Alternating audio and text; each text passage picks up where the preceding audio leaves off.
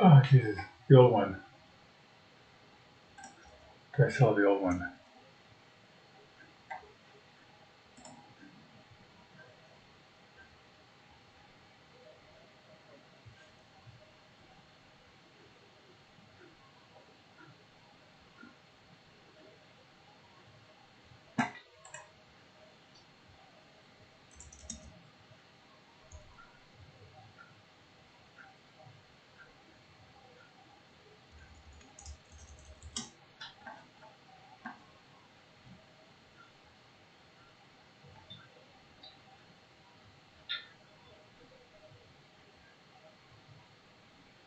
One.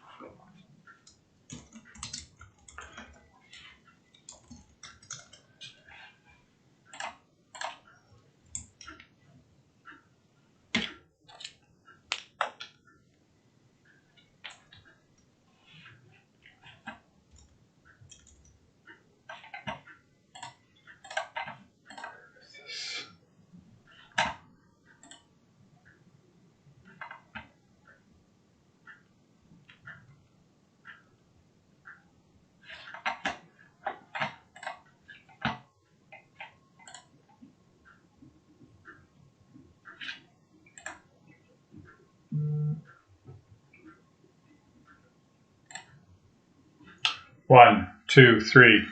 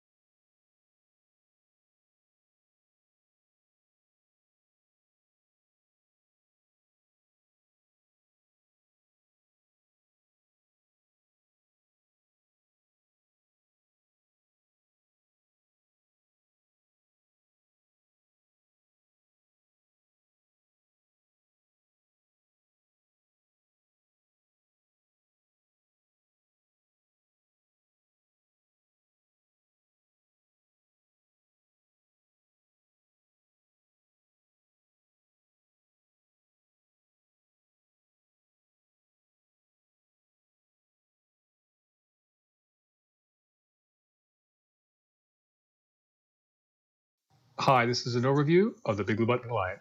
When you join a session, the BigBlueButton client loads up in the browser, and you have two options to join the audio. You can join listen only or microphone. Here I'll choose microphone. It will put you into an echo test, which allows you to hear your audio coming back from the server. You can make sure the audio sounds good.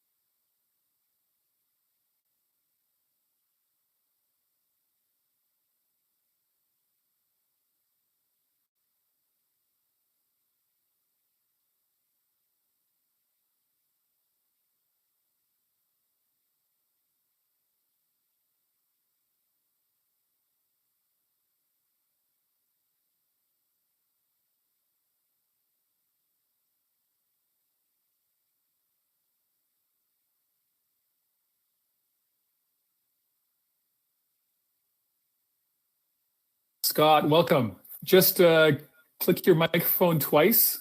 Your phone icon twice, and just rejoin with your microphone, and we'll get your audio.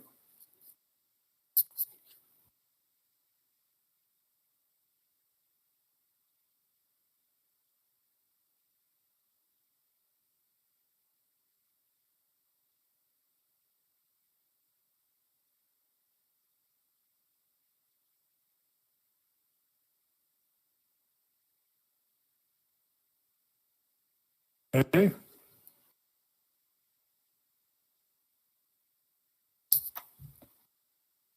Scott, okay, you're joining muted. Just unmute yourself. Hi, friends. Hey, Scott. Awesome to see you. And I'm Fred Dixon. I'm the product manager for Big Blue Button. Thank you so much for coming to the conference and speaking. Absolutely, Fred. Nice to see you. Thanks. Okay. Do you have some slides that you're going to upload? Yes. Is that better than sharing my screen? Yeah, if you've got some slides to upload, let's do that. So I that instead of screen sharing. We can do screen share, but if you got the slides as PDF, we can do that. All right. You prefer PDF. All right. So where do I put them? Okay, give me 1 second here. I'm just going to. Yes. Give me 1 moment. Okay. All right, I'm going to make you presenter. Let's see here.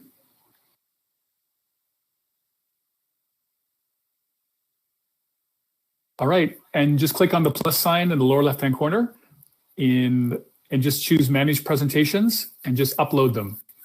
This will let you upload the PDF, and then you can use the left and right arrows to present. Okay, we'll do it that way.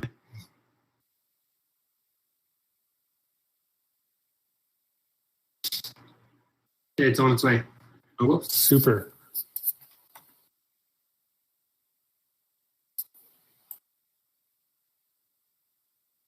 So Scott, we've got 800 people registered, plus. There's a live stream that we'll be bringing in some questions from. Robert Hawking will be here in a moment, and he will be monitoring the conference. Interesting to see how many people will come. It is going to be recorded, so you will be captured for infamy. So let us enjoy this session, and yeah, we're just going to let a few more folks come in, and we're going to try to start right on time. So we have 10 minutes to kind of just watch people come in, introduce them, or say hi to them in the chat. And just a bit of a background, like the Big Blue Button project has been around for 12 years now, focused on online learning. Sure. Used all around the world. Some sites in Germany have been running 4,000 Big Blue Button servers. And we have a community of about 3,000 developers. And our focus has been just making sure the product works really well for all the teachers who are using it around the world during the pandemic. All right, so let me give Robert here. That's good. Fred, are people going primarily to the YouTube link or to this Big Blue Button session? We have both links up on our website, so people will come join Big Blue Button, and I think a lot of people will just watch live stream as well. You're already streaming to YouTube. You know that, Fred? Yeah, I know. Okay. Hi, YouTube.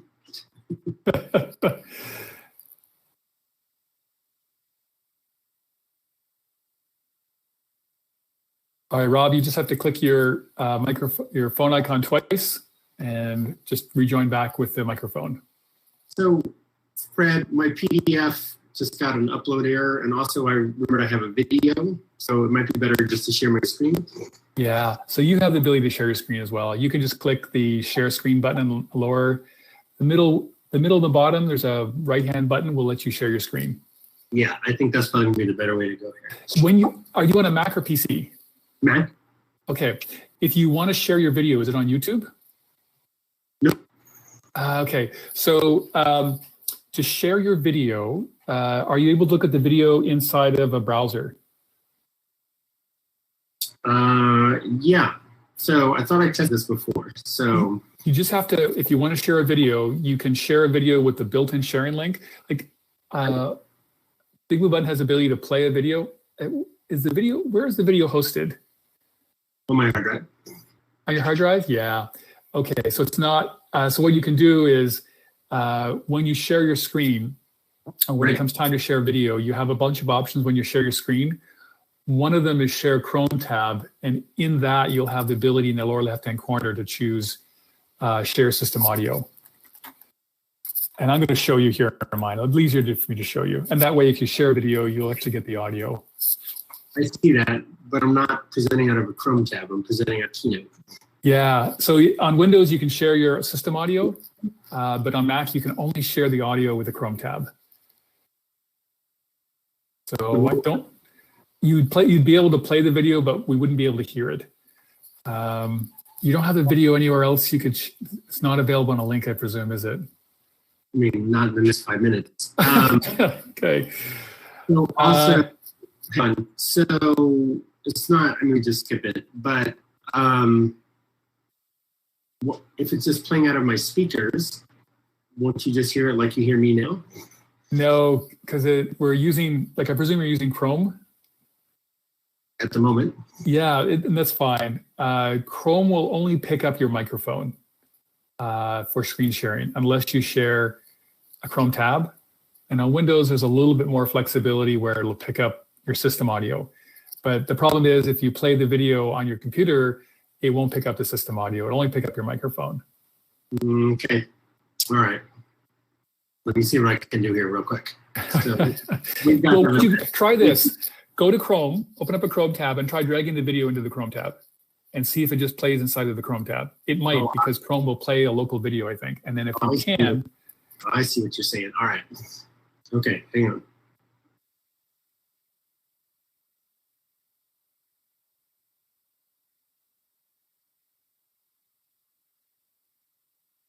Okay, and Rob, for your microphone, just click your phone icon at the bottom twice. Once will leave the audio, and click it again, and then just choose microphone when you come back.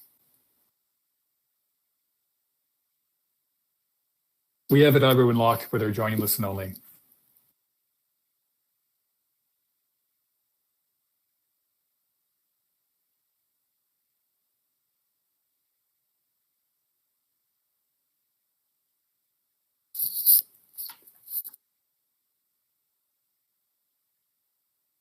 All right, I'm just going to skip. Okay, no worries. No worries. It's all good. I heard this before. I guess I was confused. All right, no worries. Hang on. You would hear the video when you play it, but we wouldn't. That's the trick. Okay. Okay.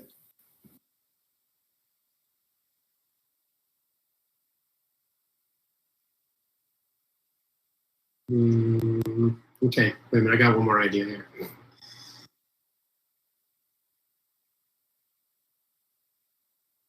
I'm going to mute myself for a minute, Fred.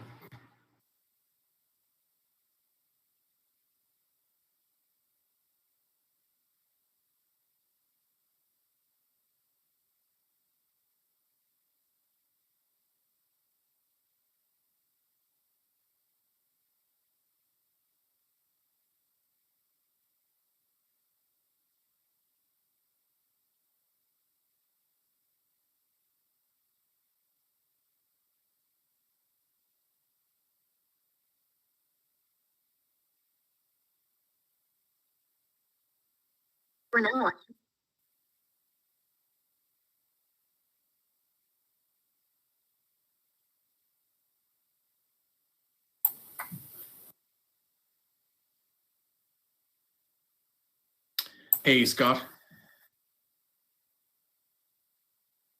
Okay.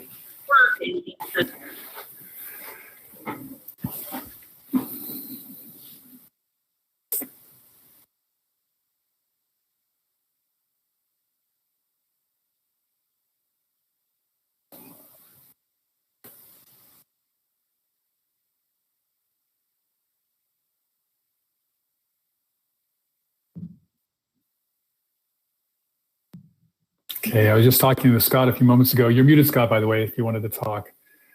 No, I'm back now. So So I'll share my screen and I'll just hop over to YouTube and play that video from YouTube when it's time. Yes, you could upload it to an unlisted link, and then you have the ability inside of Big Blue Button in the plus sign where you can share a video. It's all good. Okay. Cool. I suspect you're going to talk about technology. Right. Yeah, it's all good. I'm ready. So, okay. All right. So we're broadcasting live. We're just waiting for folks to come in, watching the live stream. Your audio sound is coming through good. So, and then why don't you just start sharing your screen, Scott, just so that you've got everything queued up. My screen sharing permission has disappeared. Oh, hang on. I will make you, so Rob is currently the presenter. I'm going to make you the presenter. Hang on. Okay.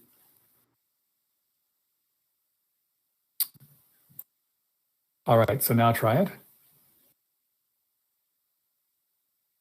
And actually once you do that, I'll just walk you through. There's a plus sign where you can choose share video, and you just take that link from YouTube into it. And then that will broadcast. You might have to stop screen sharing. I can't remember exactly, but. Yeah, so that's it. I'm sharing the screen tab right now. It's not coming through yet. There we go. Yes. All right, so 5 seconds. Wait. Seconds. So, go ahead. Do you want to try for 5 seconds? Yeah. To show that grace and allowing them to figure out their business models. Okay, and stop that. And you have a link there in YouTube. Right. You can copy that link to the clipboard. Right. And I'm going to show you a better way to stream that YouTube video. So when you've got that link copied, click on the plus sign again. And it should have an option to share video. Video. Yeah. And then you can live stream a YouTube video, and it will be, all the browsers will go to that video, and it'll be picked up on the live stream as well. All right, we'll do it that way instead. Okay. Yeah, and just to be 100% sure, if you could try it right now for a moment, and just make sure the desktop sharing, you might have to stop the desktop sharing, and then do the live. Yeah, so copy that. Okay.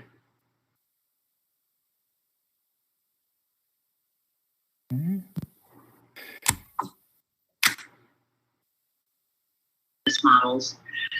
Perfect. And now you control it, and you can stop it, and you can then go back to plus sign and stop sharing, and then you go back and share your desktop again. Got it. Okay. Thank you.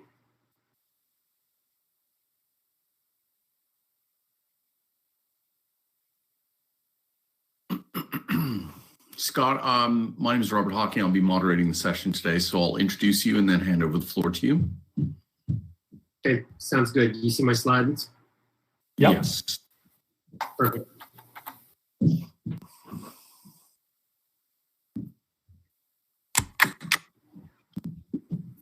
Okay, friends, I'm ready. Thanks.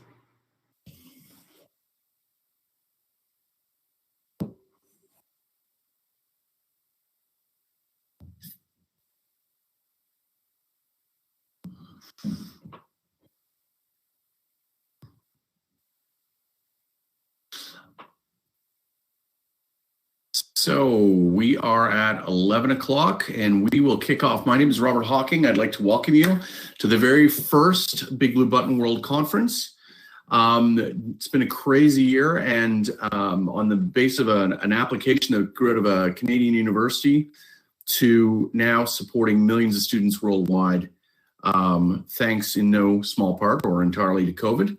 I'd like to welcome you to this day. So day one, this 4-day conference, day one is all about educators.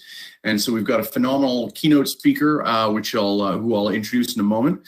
And we will be following the keynote with 3 other great presentations dealing with student engagement, as well as examples of students who've prospered in this time. And then with almost 2 billion minutes of learning through Big Blue Button, what we've learned in the last year.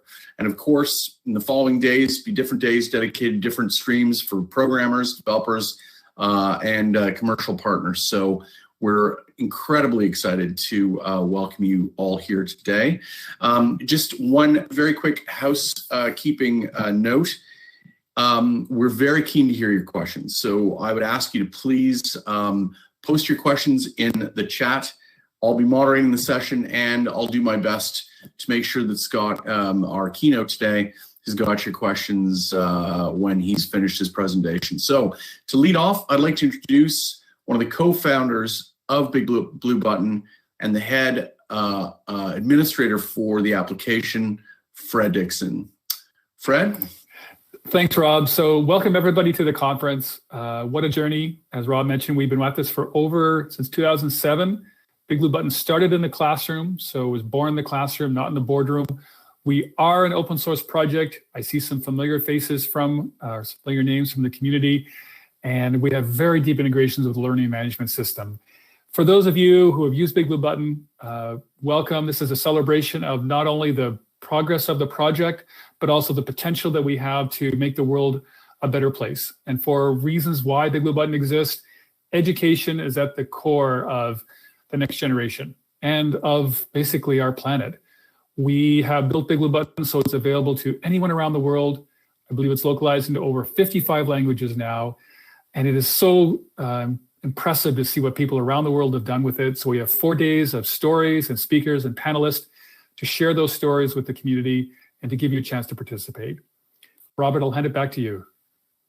Great. Well, thanks very much, Fred. So obviously, one of the big things that has shifted for educators the world over is the fact that while we were seemingly inching towards the consistent role of technology in education, the last year or so has actually forced it upon us. And a lot of analysts say we are not going back. While students may return to the classroom, disruption within classic forms of education, the education model, will never return because of the changes that education, or rather technology, has wrought on teaching. So I'd like to introduce our keynote for today. I'd like to introduce Scott McLeod. Scott is an associate professor of educational leadership at the University of Colorado, Denver. Scott is widely recognized as one of the nation's leading experts on K-12 school technology leadership issues. He's the founding director of the UCEA Center for the Advancement of Technology Leadership and Education, and is the co-creator of the popular video series, Did You Know? Shift Happens. Scott has also written or edited 3 books, contributed 170 articles, and we are so pleased to have Scott today share with us his views on how we will be innovating our way out of the pandemic. Scott, I'll hand over the floor to you. Hey, thank you very much. So hi, everybody. I'm going to go ahead and share my screen, and we're just going to go ahead and get launched. We don't have a lot of time together, so hopefully you see some beautiful snowy mountains here coming up. Awesome. And we're just going to dive right in and think about how to innovate out of this pandemic that we've been in. So as mentioned, I'm an associate professor of school leadership at the University of Colorado, Denver. I prepare some principals and superintendents. I'm also the founding director of a center called CASTLE. CASTLE is the only university center in America, at least, that's focused on leadership and innovation and technology and deeper learning and so on. And in that capacity, I get to work with schools all around the world in terms of what does it mean to be a future-ready school system? How do we prepare students for life success in 2021 and beyond? And so that's kind of what I do. It's really fun work, actually. I'm very visible online and social media and have been around since about 2006, blogging at Dangerously Irrelevant and so on. So just want to share a couple of big picture thoughts here before we dive in. So I had a chance a couple weeks ago to go back to Roanoke, Virginia. I don't know how many of you have ever been to Roanoke. If you have, you can chime in the chat. Roanoke is where I was a middle schooler, and I got this invite to come back and work with my former school district that I was a student in 40 years ago. Now, the first thing you should know about me as a middle schooler was that I was quite the looker, of course.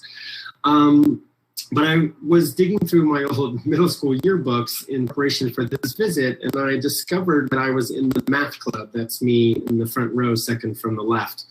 I didn't remember at all that I was in the math club until I saw these pictures again. And what I loved about this picture right here was that here's Mr. Johnston. Check out, you know, all the facial hair and and whatever up in the top right corner. But good old Mr. Johnston called me a genius, which I'm sure was absolutely fabulous for me as a 7th grader, right? In terms of self-esteem and respect and so on. But the other thing I want you to notice is this right here. And everybody else in this picture is looking at this one device that we happen to have in our school with sort of fascination, except for me. I have this look on my face that looks something like this, right? They're like, what the heck is this thing? What are we going to do with it? I have no idea what we're supposed to make of this. And, you know, middle school me didn't really know that the twin forces of technology and globalization were going to upend everything around us over the next few decades. And so, as we all know now, of course, we've been living through some incredibly rapid societal changes, represented in this graph by the green line on the screen. And schools just in general have struggled to keep up. Right. So as fast as the world is changing outside of school, school in many ways looks fairly traditional. And we still do things the way we have from decades and decades ago. And when we have that change, those differences in terms of change, rapid rates of change, then what we have are what we might call relevance gaps, right? So anytime when a school system can't keep up with society around it, then that's a possible relevance gap where, you know, what we have here is that what society needs from us, what students need from us, are not things that we're able to provide, at least in the moment, and we're working toward this. And so I think right now we have great clarity that in most school systems, we've sort of recognized by now that we need to be doing more of this stuff with kids. Now, this is actually stuff I didn't get as middle school me. What I mostly got was factual recall and procedural regurgitation. And yet we're sort of recognizing today that, you know, we need more thinkers and problem solvers. We need to burn our graduate pool to get those. We need students who are information literate and technology fluent. We need more, you know, global awareness and intercultural fluency. We need kids to be great communicators and collaborators and innovators and so on. And we see that reflected in a number of different school systems, learner profiles or profile of a graduate and so on. So for instance, here's the Saline, Michigan area schools compass, what they call their learner profile that they started off back in 2016. And you can see the anchors of the compass, right? Collaboration, communication, critical thinking, creativity. We want kids to be globally connected, ethical and responsible citizens, creative innovators, problem solvers, and so on, right? Similarly, here's the Washoe School District in Reno, Nevada in the US. And again, notice the 21st century competencies. These are competencies they want their graduates to have. And if you look at the bottom in those dark blue boxes, the same sort of buzzwords start to appear. Collaborators, knowledge constructors, real world problem solvers, skilled communicators, and so on. Here is the profile of a graduate that the Roanoke County Public Schools created, the district that I just worked with, that I returned to after 40 years. And you can see that they have 8 C's, right? That's a lot of C's, by the way. We've got citizenship, we've got communicator, we've got creativity, we've got centeredness, we've got critical thinking, we've got good career planning, and so on. So everybody's trying to revision what schools should look like and what directions we should go and how we should operate. Now, one of the challenges, of course, of the pandemic was that it sort of put a halt to much of that kind of work. During the pandemic, I had a chance to interview at least 43 different school leaders and school systems about how they were responding during this global crisis. I think what we saw over and over again was when the pandemic first hit, most schools were in phase 1 of this chart, right? We were basically trying to figure out how do we make sure, at least in the US, that kids got fed, that we were attending to basic, you know, social emotional health needs. We were checking in with people, how are you doing physically, health-wise, social emotionally, mentally, and so on. And then we also, of course, for those families that didn't have it, trying to get basic computing devices, internet hotspots out so that we had some semblance and chance doing some learning. And then once we got out of big access phase, then we slid into phase 2, which I've labeled subsistence learning, which is basically the time period when we ramped up teachers in basic learning technologies, familiarized them with some new online platforms. And then unfortunately in most school districts, what we saw was sort of saw a strong emphasis on lower level knowledge work, that factual recall and procedural regurgitation that I talked about before, the kind of stuff we see in worksheets and homework packets and so on, because that was about all that we could handle as school systems. In many rural areas and even some urban areas that didn't have access, we were literally delivering worksheet papers and packets to families on bus routes because they didn't have technology access. And we were just dropping off huge chunks of stapled packets just to have something that would drive their learning. And so this past year, we got a little bit better on that subsist learning, but I think if you look across the spectrum of most schools, learning for most kids was pretty low level in terms of still basically focusing on content, on basic procedures and so on. And so as we think about how do we innovate out of the pandemic, we sort of return to whatever's next, I think we have sort of three approaches that we can take, and I'd like to invite you to consider each of those. And I labeled those reorientation, reinvention, and rising to the challenge. Now, reorientation is where we basically just return to what was. It's this idea that we're going to go back to normal. If we had to express this idea in an image, it might look something like this, right? A very exhausted educator who's been struggling all year plus to interact with students through a screen. And basically this educator is just saying how quickly to get back to what we were doing before the pandemic. And we have plenty of educators and plenty of school systems who would just be absolutely delighted if we could just go back to what we were doing before. Now, another way to think about coming out of the pandemic is to think about this idea of reinvention. And reinvention, we might say, how we rethink what we did before, do it a little bit better. Kurt Lewin, who's a famous school leadership guru, talks about this idea of if you want to make a change in the school system, you need to unfreeze current practices, then you need to change them to whatever you want them to be instead, and then you need to refreeze them in place. And it's really that change and refreeze area, the organizational magic starts to happen, right? And so Heidi Hayes Jacobs has this wonderful quote, we have to start thinking about how we don't go back to school, but how we go forward to school. And I love that idea, right? Instead of going back to normal, how do we go forward to whatever our new normal is going to be? And if we had to represent this idea in an image, we might steal the image of Gru from Despicable Me as he freezes things in place, and so that he can do whatever he needs to do, right? And so as we think about what's occurred in our own school systems, we have made enormous technology upgrades at school. We focused on a variety of ways to give kids and families better internet access at home. We've seen both teachers and students exhibit new mindsets and skill sets. Over the past year plus, in many of our school systems, we recognized that we needed to renew our emphasis on equity and all the various curricular and instructional issues and organizational issues that go along with that. Of course, we've evolved a number of incredible new learning modalities, and those are both digital, hands-on, active, sometimes very high levels of agency with kids, lots of other innovations in our school systems that we can sort of tap into, right? And I'm guessing that as you think about that list that's on the screen right now and some of the innovations and changes that you've seen in your own schools over the last year and a half or so, that there are probably many of those that you would love to freeze in place as we move forward rather than just revert back to what was before the pandemic.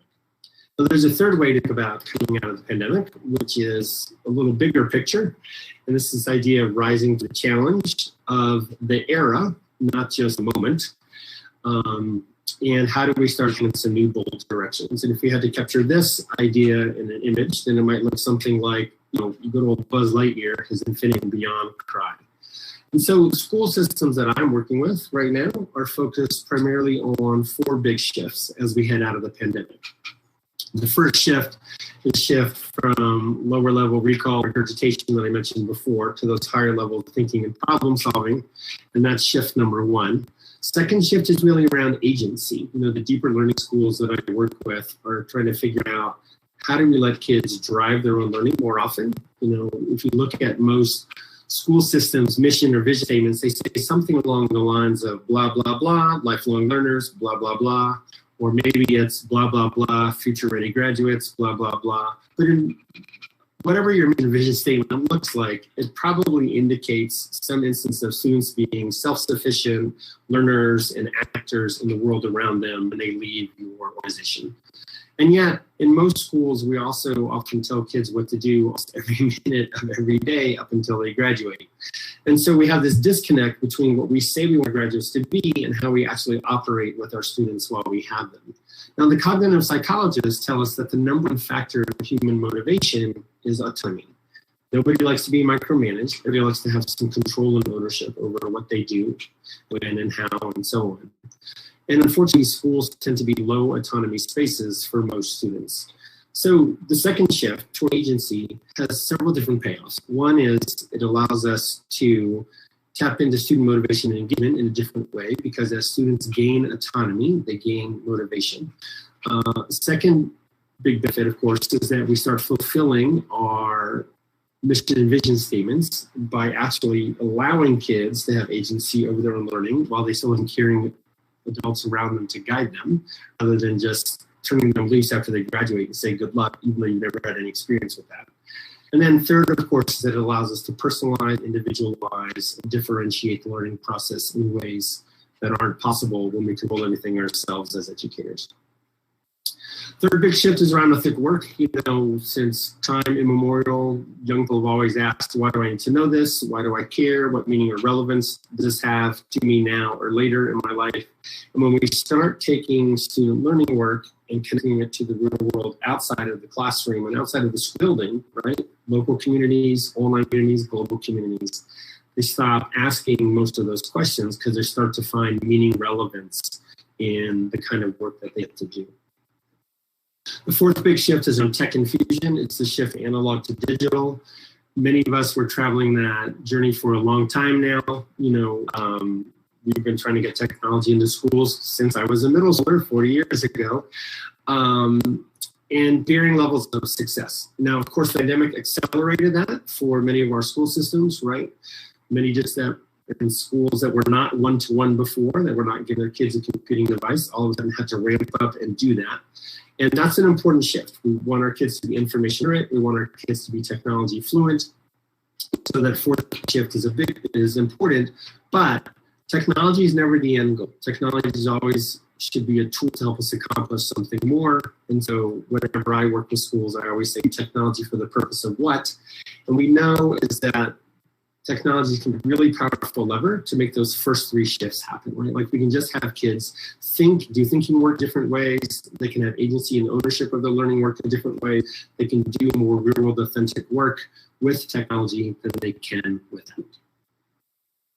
So as we head out of the pandemic, you know, the schools that I'm working with are trying to lean hard into those four shifts and really think about what are the phases 3 and phases 4 on the chart. We really start making sure that we continue our journeys towards deeper learning rather than recall and regurgitation. We're designing for agency and interactivity. We're continuing to play around with teaching and learning modalities. We're paying more attention to equity, and we're really trying to design future learning opportunities based on the new skills we've gained over the past year and a half. And as we start to do that, we're going to make school different in a lot of different ways.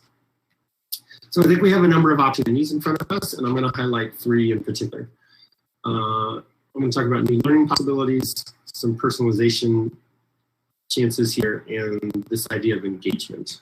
So when you think about new learning possibilities, you know, I alluded to this a little bit already, it's this idea that the technology is here to stay, right? Like we're not going to go back to more analog systems. And so as my buddy Will Richardson says, how do we figure out ways to really create opportunities for kids to connect, to collaborate, to create, to really do work that matters? And I think technology really helps us. And if we're leaning into these new learning possibilities, then during the pandemic and as we come out, we can ask ourselves some great questions, right? Like what new technology tools and online platforms do we now have in our talks that we didn't have before? What new mindsets and learning modalities have we created over the last year plus? And how can we build upon these next school year? Second, big opportunities around personalization. And I'm not talking about this personalization where we have kids in front of drill and kill learning software where we digitize and chunk the curriculum, right? I'm talking about something a little different. So I'm going to stop sharing my screen and pop over to a video instead. And I'm going to share the kind of personalization I mean when I talk about this concept.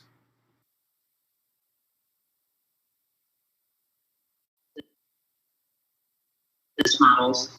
So instead what we did as a staff was we developed a personal project that asked our students to focus on one of four domains. A personal interest that you've never really had the time to develop. A skill from a loved one or a family member you always wanted to learn but never had time to learn. An online-based skill, perhaps from a free open source website that you've always wanted to learn, and maybe there's a way for you to learn that. And then the fourth one is something creative outside of your comfort zone. Do you want to make something? Do you want to build something? One of my advisees decided to build owl boxes out of some used wood that was in her father's garage. So the question was simply, how are you going to challenge yourself?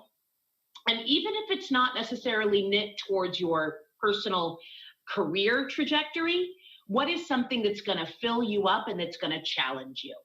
And we had our students just with gusto take those projects on. The other gift that I think the coronavirus time has offered us is the massive, well, how well this illustrated that meaningful inquiry-based learning that is connected to students' passions will create interest regardless of a grade. You know, so many of us as teachers, even if we do believe in something like the big picture platform, it's hard to let go of this idea that I have to grade something for it to be valuable. The old adage, right? Kids won't do it unless it's graded. Well, this time absolutely upended that. And what we discovered was the two classes that had the highest amount of engagement were the two teaching teams that designed the project that was most closely connected to what the students were experiencing. So as a staff to be able to dig into that and to say, you know, maybe it's okay. So we looked at all teachers designed around, I called them our 3 buckets. Bucket number 1, what do you really think kids need right now? Do you want them to be writing? Do you want them to be reading? The second bucket is, what would be nice for them to continue to practice? Maybe something that we were doing that I want them to continue to. And what are the places online that there might be some really cool stuff for kids to experience? And then the third one is, what is the stuff that I often don't even want to teach anyway that kids just do not need right now? And so we looked at those 3 buckets and we gave ourselves grace and permission to completely ignore bucket number 3. And instead to say, how do we find the things kids want to practice and do well, marry that with the skills that are important. Kids do need to be reading and writing and making and doing and ideating, right? So how do we make that happen? And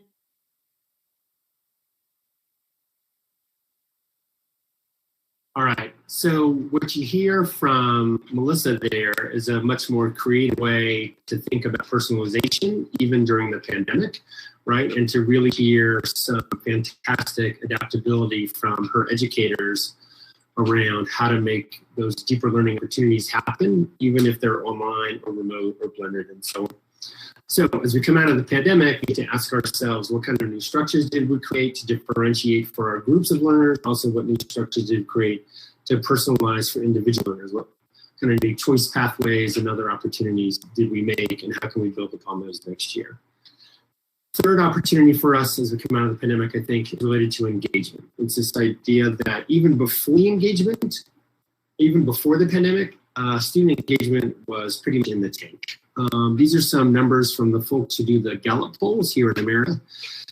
And you can see that, at least in the US, our engagement numbers are terrible. It's not too bad in 5th grade, but we've already lost about 1 out of 4. And if you ask kids if they're engaged in their learning in high school, you'll let 1 out of 3 kids says yes. And it's no wonder, because we have some follow-up questions from Gallup that sort of explain how this works. In the last 7 days, students, have you learned anything interesting? Are you having fun at school? Are you getting to do what you do best? The answers routinely are no, no, and no.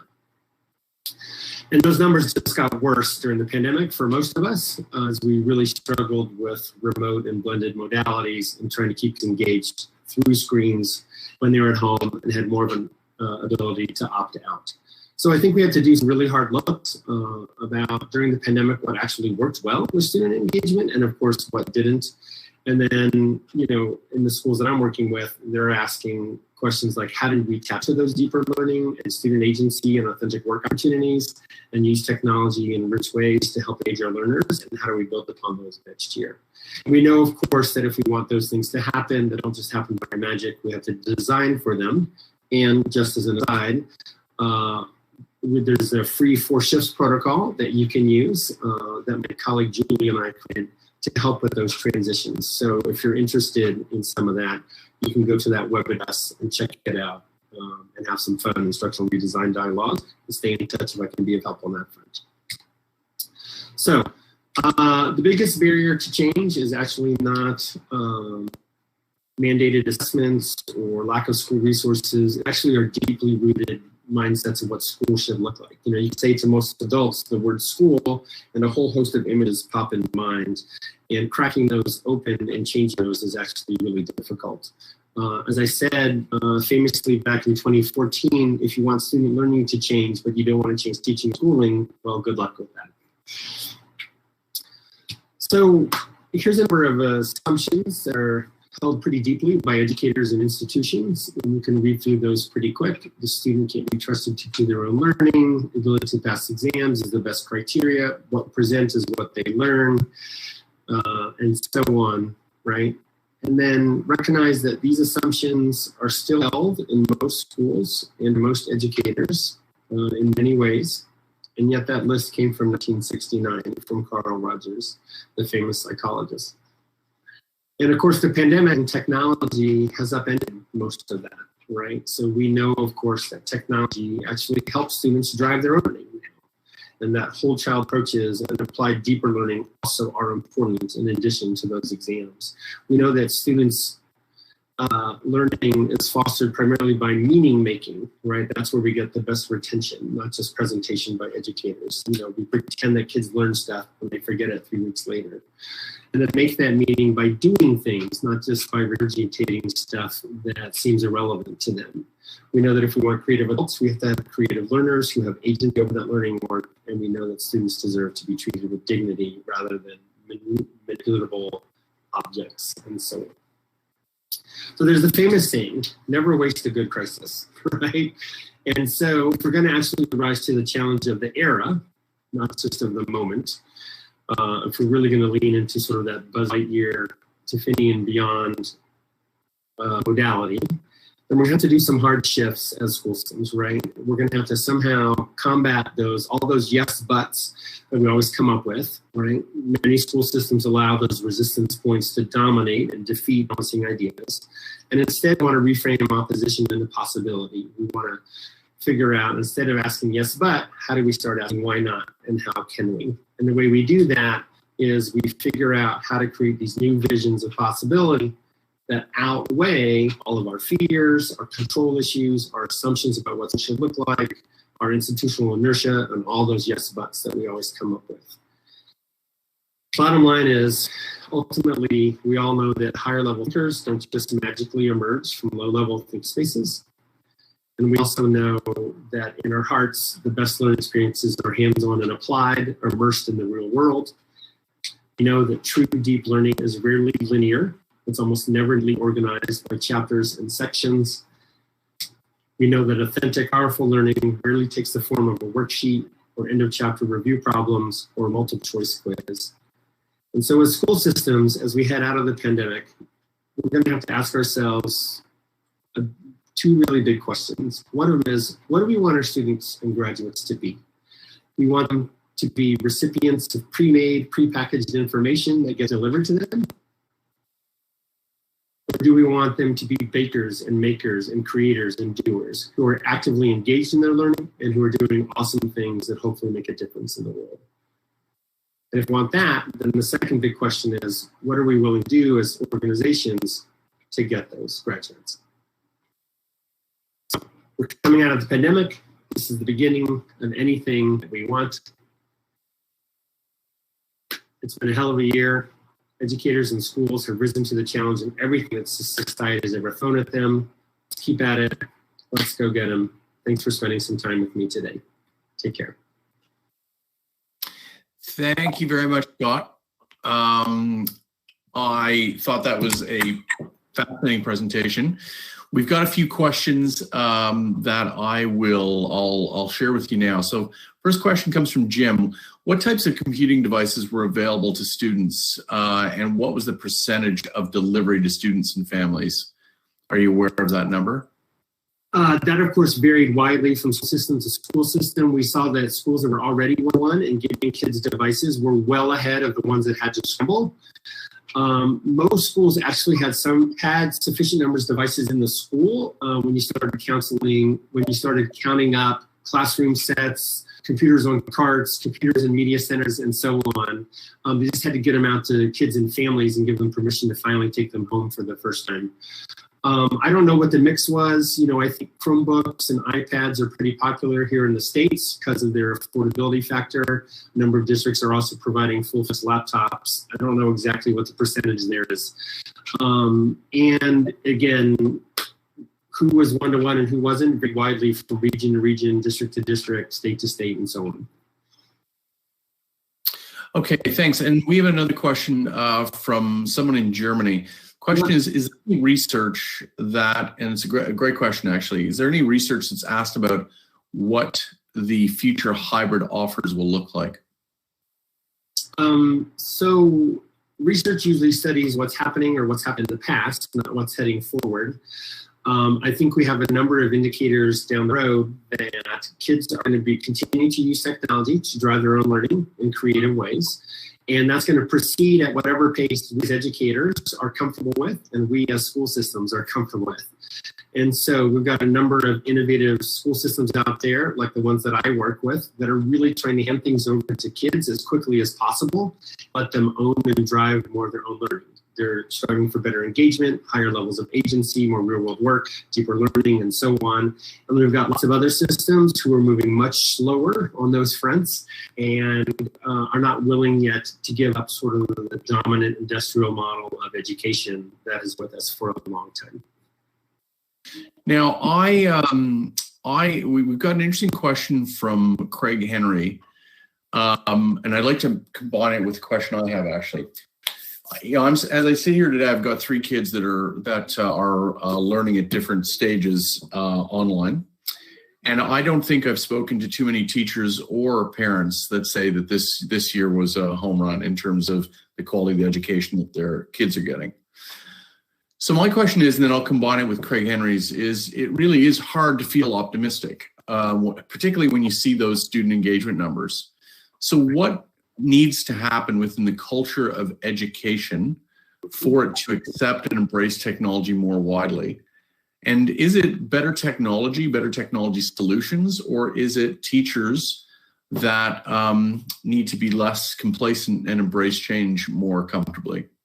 Yeah, we obviously want to make sure that every kid has adequate technology access, and that's both in terms of internet bandwidth and in terms of a device, right?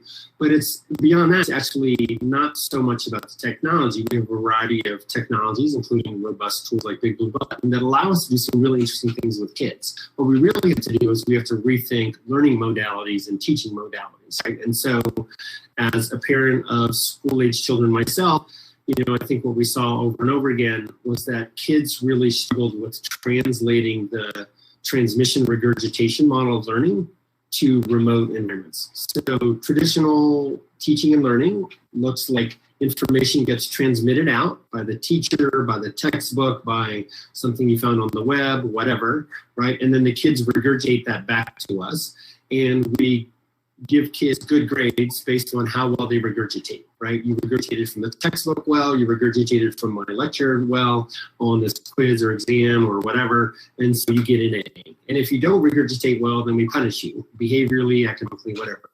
And when we have kids in the classroom, we can sort of force them to engage in that dynamic, that transmission regurgitation dynamic. But boy, when kids were home, that didn't work very well, right? When you have learners at home and pushing forward uninspiring learning tasks in front of them that are low-level thinking, they're boring and disengaging, and kids just are struggling to find meaning and relevance in the learning tasks.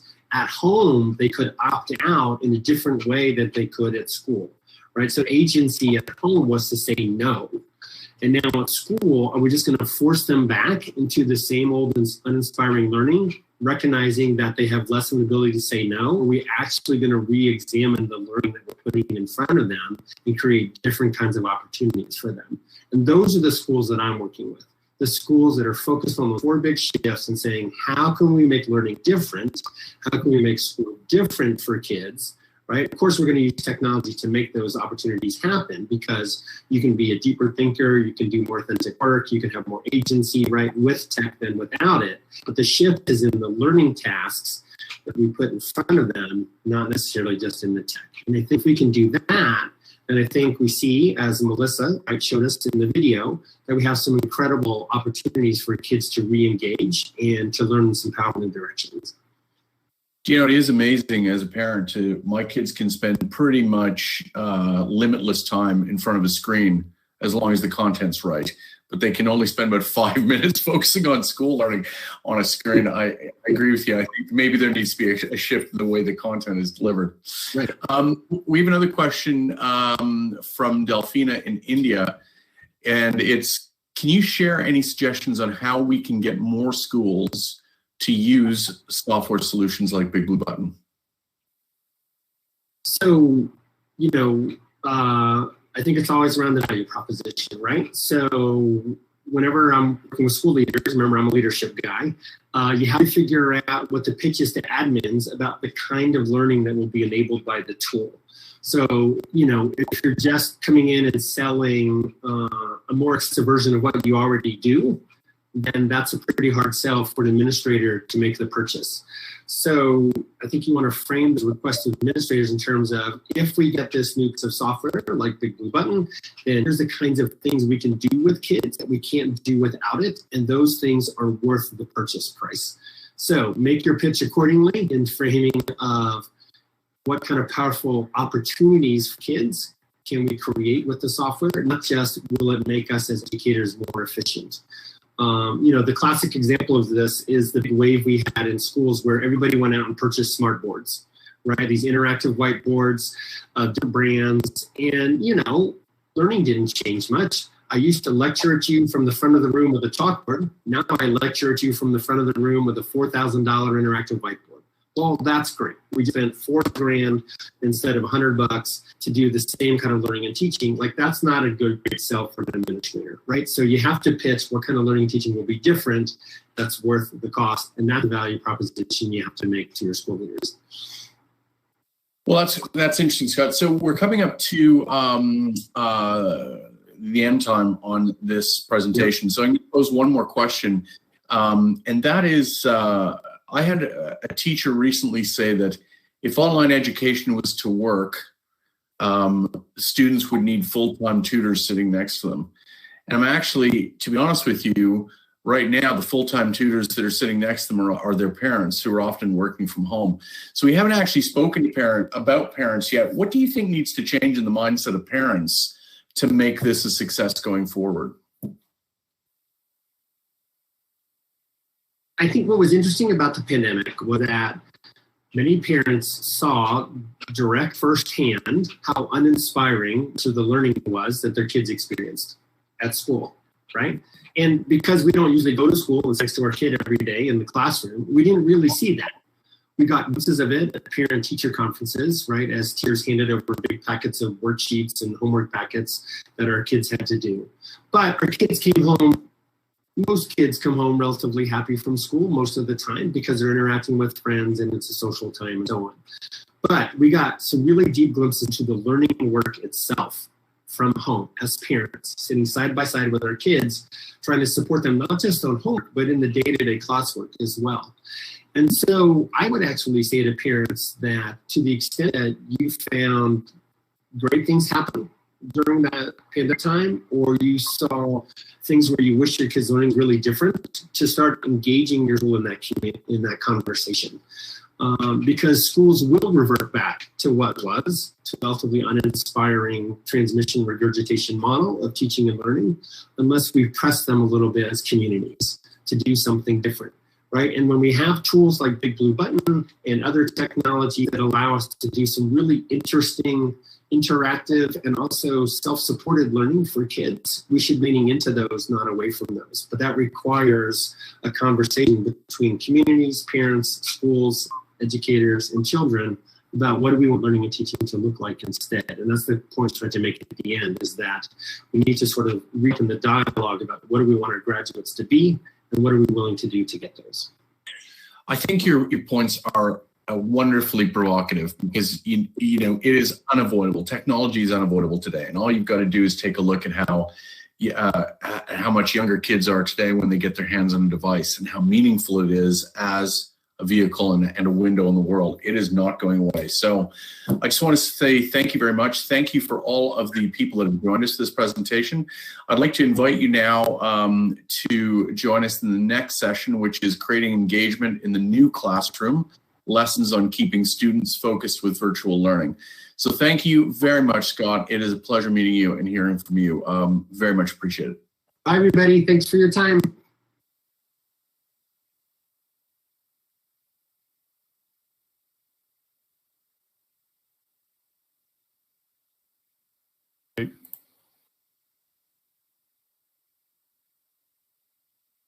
There was one question, Scott, from the community. Would your slides be available for others? I don't know if you tweet them out or you share them.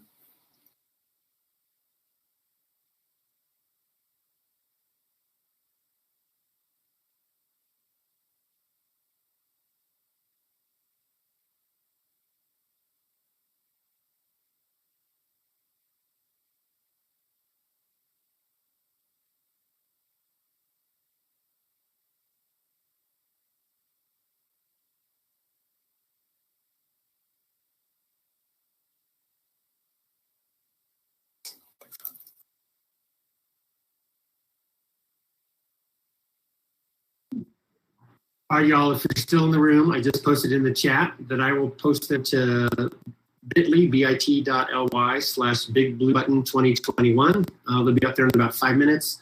And then I will also email them to the Big Blue Button folks, and you can get them through them as well. They can send those wherever else they'd like also at the conference. All right, bye, friends. See you later. Bye, Scott. Thanks again. Yep.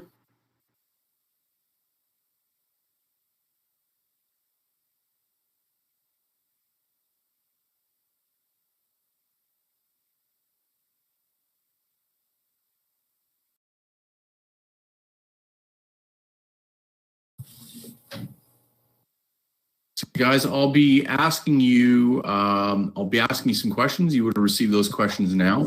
I'll introduce you in just under a minute. And if you may not have, probably didn't hear the last keynote speaker, but I think your presentation content is going to be very much look forward to. Yeah, thank you.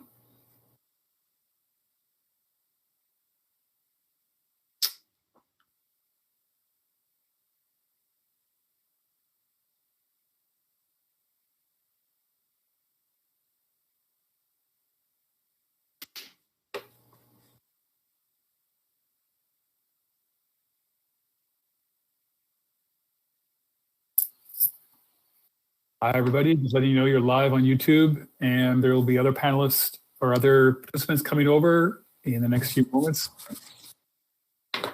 Robert, I can take the microphone. Brett, do you want us to wait a moment until the other panelists join? Yeah, let's give it 2 minutes or so. I'm going to just see if I can reach out to one of them, Lorna, and see if she's coming in. Right.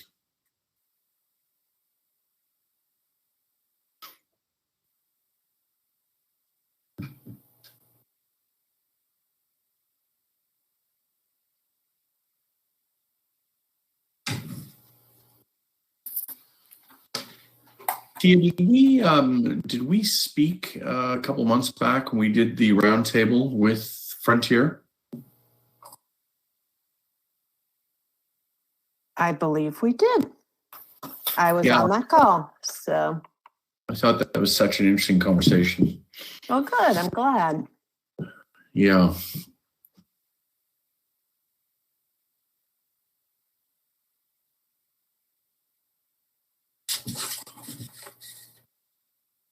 Sorry, guys, we'll just start here in a moment.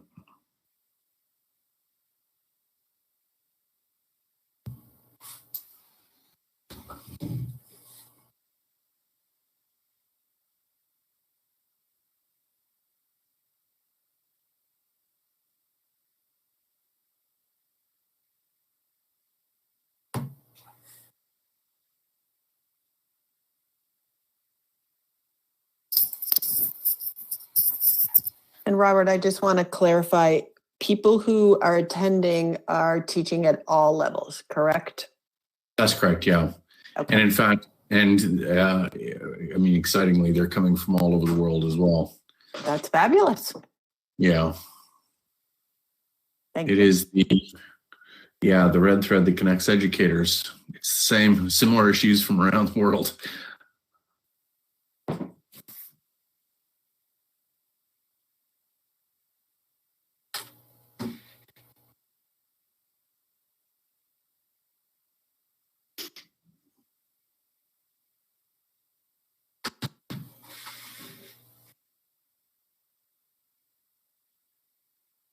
All right, Rob, I'm going to suggest we start. And there are two other panelists, and we will track them down. But you guys have a good time, and we're really looking forward to it. Great. Well, listen, thank you very much. First of all, thank you to our panelists for joining today, and thank you for everyone online. We, of course, are being streamed through Big Blue Button as well as on YouTube. So I just want to say this is the very first Big Blue Button World Congress or World Conference. And certainly won't be the last. And this is the day that is part of a 4-day conference. This is the day dedicated to educators. And this first session, I think, is the perfect lead off in terms of our main panel discussions. Because if you have children that are in school and been experiencing online learning over the last year, or if you're a teacher, this has been one of the biggest issues that we have been hearing about. It's this idea of how do we create, if technology and teaching are not going away, what this year has taught us is that it is certainly a new dimension, taking people out of the live classroom and into a virtual environment. So this idea of creating engagement in the new classroom and what lessons we've learned, I think, is so vitally important. So first of all, I'd like to introduce our panelists. First up is I'd like to introduce Tia Andrighetti, who's an associate professor, innovation coach, and simulation coordinator at Frontier Nursing University. And I'll just say that I had the pleasure of speaking with Tia back a couple of months ago. And remarkably, as a nursing university, of course, you're dealing with very hands-on experience in a typical classroom. So I know that your organization has faced particular challenges when it comes to teaching. And Tia is joined today by Amin Atafi, who's an English teacher with Mideast. He's based in Tunisia. Just say a little bit about Mideast, a remarkable organization. It's a U.S. nonprofit that supports approximately 60,000 students across the Middle East and North Africa, with the goal of strengthening mutual understanding and cooperation between Americans and people of the Middle East and North Africa.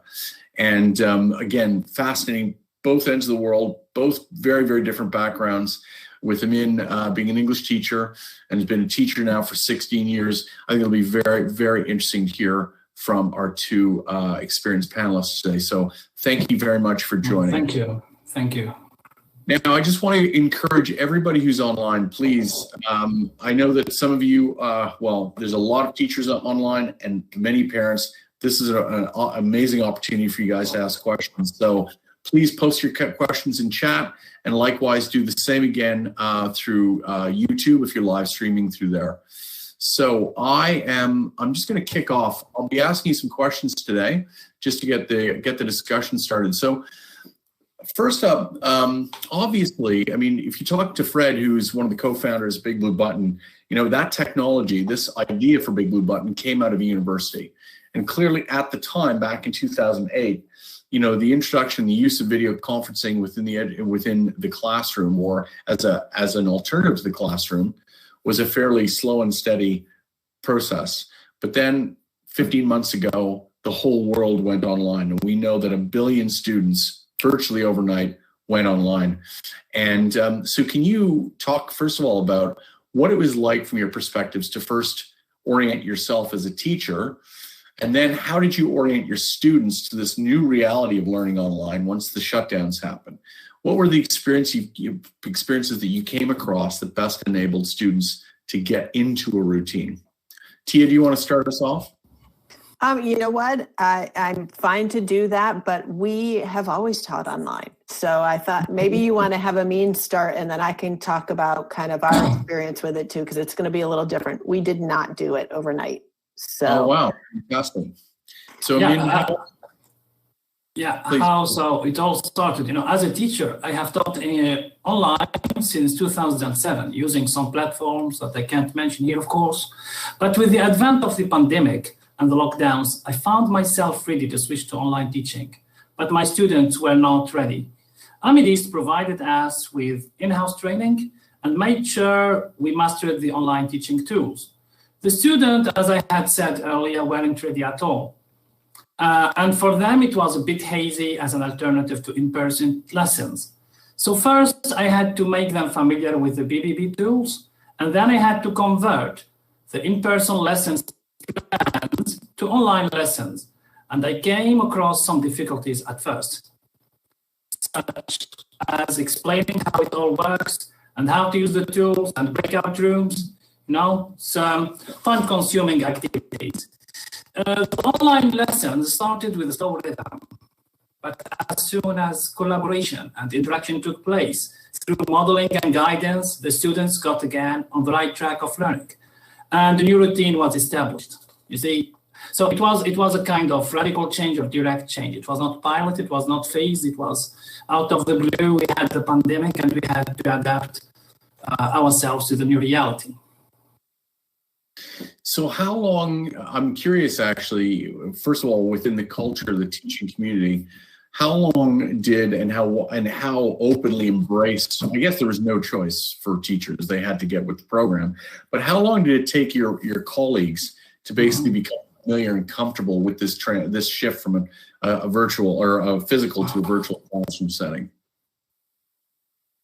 1 month. At Amidist, we had training, in-house training, and those who knew how to teach online helped the others, and we had also professionals, and we allocated time and everything, and we even taught each other, we simulated, we had, lesson modeling, and we attended each other's classes as students and teachers. So we prepared ourselves well, before starting or shifting online. And no, sorry, Tia, go ahead. I was about to go. I was going to just say that ours was because maybe it was a little bit more of a gradual rollout when we first started using BigBlueButton, which we were using well before the pandemic. We had, and because most of our program is online, we do obviously do some in person, and that was very, very hard to do during the pandemic. And I'll talk about that a little bit more. But I would say overall, we did a 1 hour basic training. And then it's really, I help faculty just kind of learn how to use the technology on one-on-one sessions for what they want to use. And it was a very short transition for us. So I think it probably also depends on how quickly you're having to transition as to how long the training takes too. Now, you said that your organization was already doing a lot of online learning. What percentage of your programs or what percentage of the curriculum was being delivered online? So our program, we are a graduate nursing school here in the United States. We only train people who are already nurses to be advanced practice nurses. And that is the extent of our university. It's, it's small in that way. Our students do all of their didactic learning ahead of time and then do all of their clinicals at the end. So basically what we say is that they spend the majority, well, all of their didactic learning is done virtually. Their hands-on learning, they're done on campus and then in their home communities. So that's kind of the motto of our school, is to keep students in their home communities. And so, for instance, I live in New Hampshire. This school is in Kentucky, and the faculty and students are around the country as well as around the world, to be honest with you. And so that is the benefit of that. But all of our didactic classes are delivered online. I want to come back. That's interesting, because you've cultivated, or you have a culture of online learning, and I think there's a lot that people can learn from you. But I just want to, first of all, I'd like to introduce a new panelist who has just joined us. Dr. Manal Jabri is an English language program teacher, as well with Mid East, and she's based in Tunisia and has been teaching English for the past 6 years. So welcome, Manal. It's a pleasure to have you. Hello. I just want to start by the doctor thing. I'm not a PhD holder. I have an MA and bachelor's degree, but I have just corrected that with Jess earlier. So Thank you for having us. And I can see my dear colleague here. I can see Amin. Hi, Tia, also. Hello. Hello. I'm sorry to interrupt everybody. I just had some problems logging in. That's quite all right. So thank you.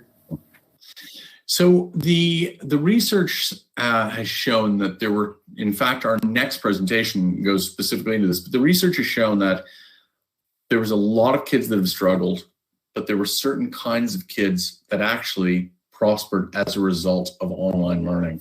So I'm really curious to hear from all of you, because you have very different experiences, because of course, Amin and Manal, you've had to actually transition to online, whereas Tia, her program is delivered online. I'm really curious to find out what are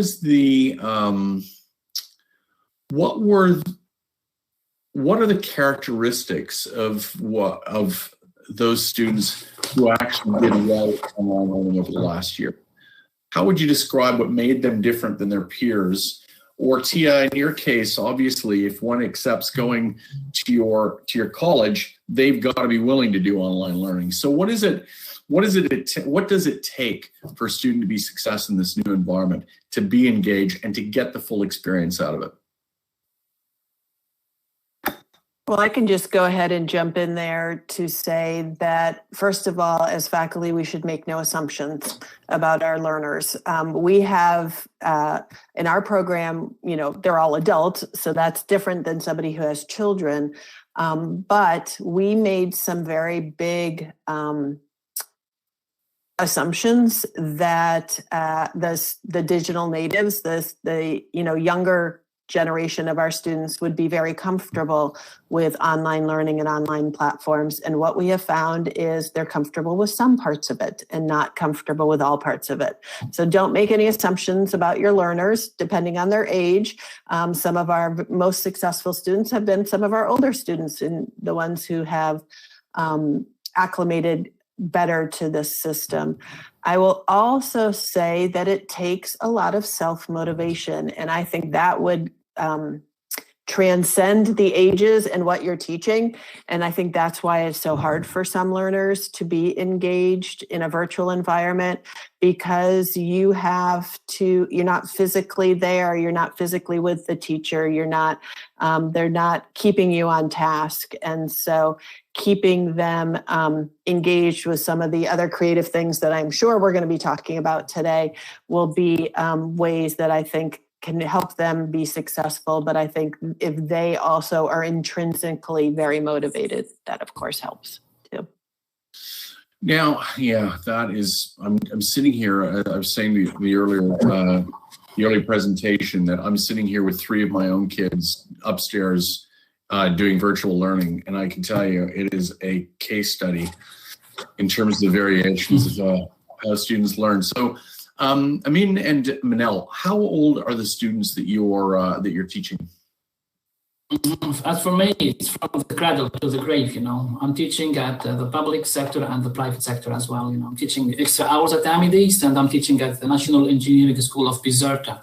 So I'm teaching engineers, young adults, kids, professionals, you know. Oh, wow. I'm a hands-on teacher. I believe in practice, you know, not in theory. I take the theory from the practice, you see. Do you teach the full range? Can I go ahead? Yeah, of course, please. All right. So I have like real diversity. I have like the young learners, preteens and teens, and I have the young adults between the age of 16 and 19, and then I have the adults. The adults, we have the professionals, like the business English. I'm teaching currently the Central Bank of Tunisia, and we have the insurance companies, and we have the general English adults. About the characteristic, can I say something? So I observed two types of characteristics of students willing to go online. There were the students of the first lockdown, which was last year during April and May. So these students were mainly driven by curiosity. They really wanted to see how is it going to be. And most of them, they were like returning students of Amethyst. So they have been there for like more than 2 or 3 sessions. And then during the lockdown, I mean, it was like a real general lockdown. Nobody was getting out of their houses for more than, started March 15. And I think that it ended like May 25 or something like that. So people were at home. They didn't have much to do. Plus, they were supposed to finish their studies because some of them are willing to take like the international tests or to travel. So it was like the perfect opportunity to get to know, first, it was the curiosity. Second, some of these students, I mean, the first classes I had, and I think I had the first online class of Amethyst, and it was with Zoom, not BBB. And the first class was really good and literate when it comes to using the, online features of the classroom. Then after that, we got back to face-to-face classes, and then we had the second wave of the pandemic, and then the second lockdown.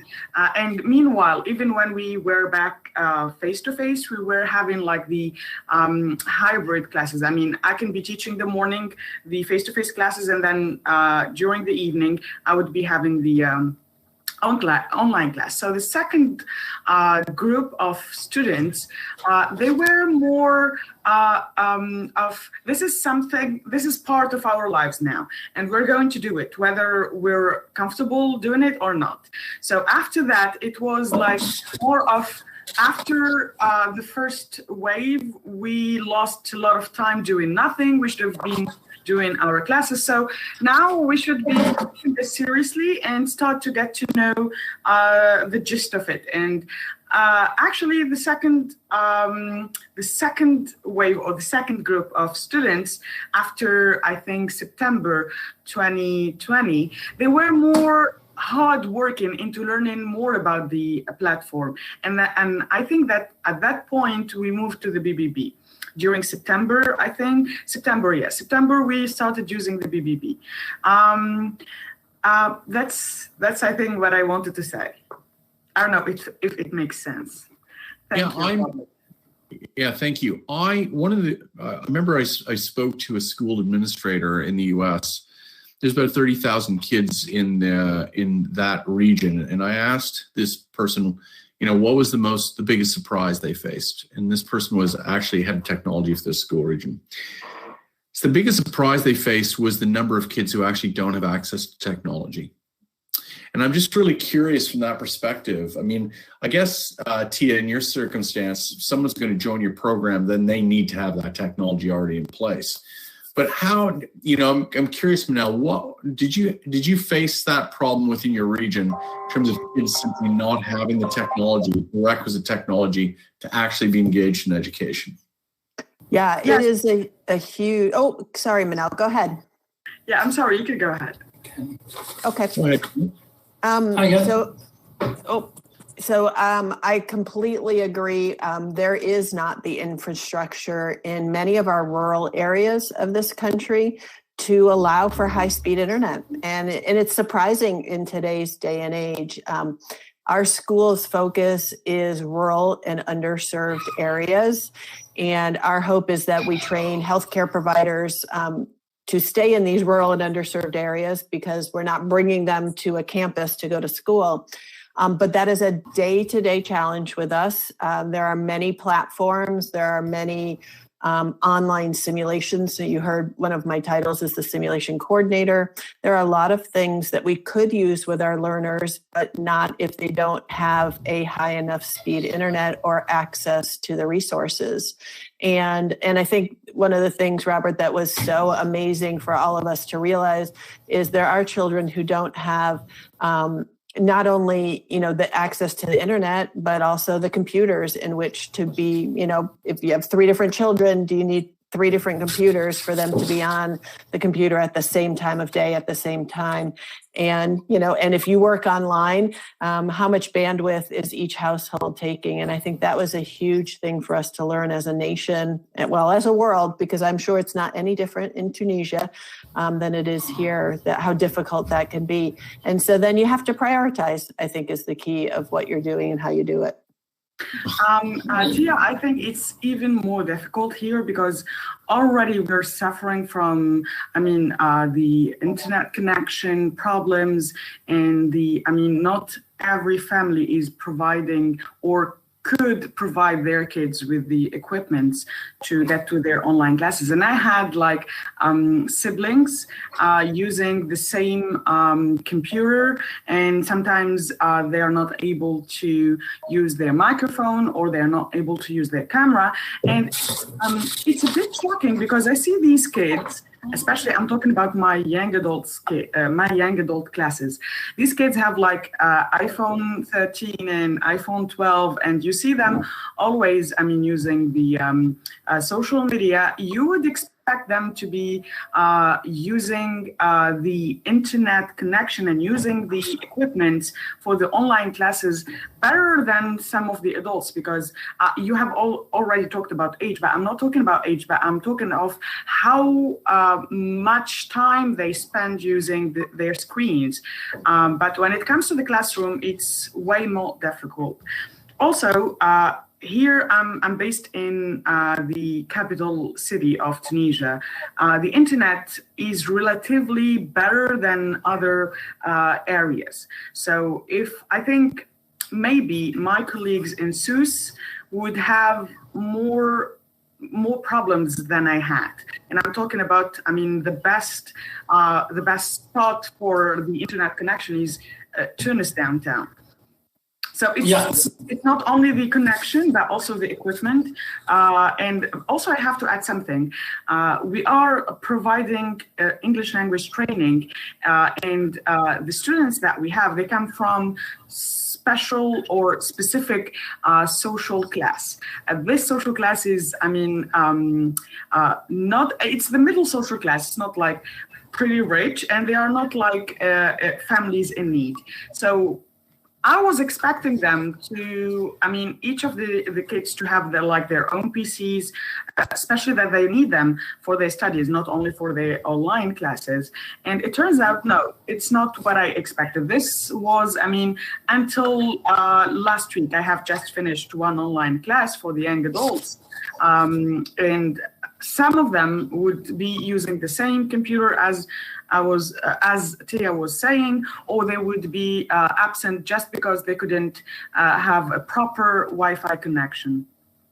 Yeah, let me just add something. I've just been cut off because of the DSL connection. Although I have a high-speed internet, up to 20 mega, which is good in Tunisia. I had to shift to 4G connection. So for my students, I always tell them to prepare contingency plans. When the worst comes to the worst, you can shift to 4G or 3G, or having a dongle Wi-Fi or something like that, or using your neighbor's Wi-Fi code or whatever. You see, so contingency plans are good. Yeah, even some of them, they told me, I'm sorry to interrupt, they told me that they would go to their relative houses to just be able to attend their class, their online class. So this happens, for one of my students every week. She needs to go to her cousin's house, so she would be able to attend the classroom. Yeah, I'd love to hear from people that are watching online. I'd love to see in the chat, organizationally, how many of your schools were caught off guard in terms of the lack of technology or technical ability on the part of students? How many were surprised by that? I'd love to know. I think all public sector schools were not able to have the online classes, or they struggled. Maybe the higher education, public higher education, had like only 20 or 30% of their students using the online classes. And I think Amin would have more infos when it comes to the higher public education. Do you know, it is that point I was asking about. It's interesting because I think it's easy for people to be to assume that everyone has got easy and equal access to technology, and I think that was very surprising. This particular school district, I won't mention who they are, but they are literally on the doorstep of Silicon Valley, and you've got, you know, upwards of a third to a half kids that don't even have access to the internet. And they're in Silicon Valley, and sort of they're very close to Silicon Valley. So you can imagine what it's like if you're, you know, in Kentucky or you're in Tunisia. It's even further away from the heartland of technology. It's quite remarkable. So next, another thread I'd like to talk about is a little bit about, the theme here is about engagement. And clearly, you know, in a classic setting, in a classroom, you've got students of different abilities. I'm just wondering what you can tell us, or what your thoughts are, what your experiences are in terms of the challenges you faced in managing students at those different levels, and what it took to keep students at different levels engaged. Yeah, so let me answer this question. You know, some students struggled, you know, in a mixed ability class. You know, you have some, the weakest, average, and the best, you see. So those who struggled were the passive or silent learners. And although some of them mastered using the BBB tools, they were a bit reluctant to participate or turn on their cams. So I had to do my best as a teacher to dislodge them out from their cocoons and involve them in the classroom activities. Those who prospered were the same active members in the classroom, you see.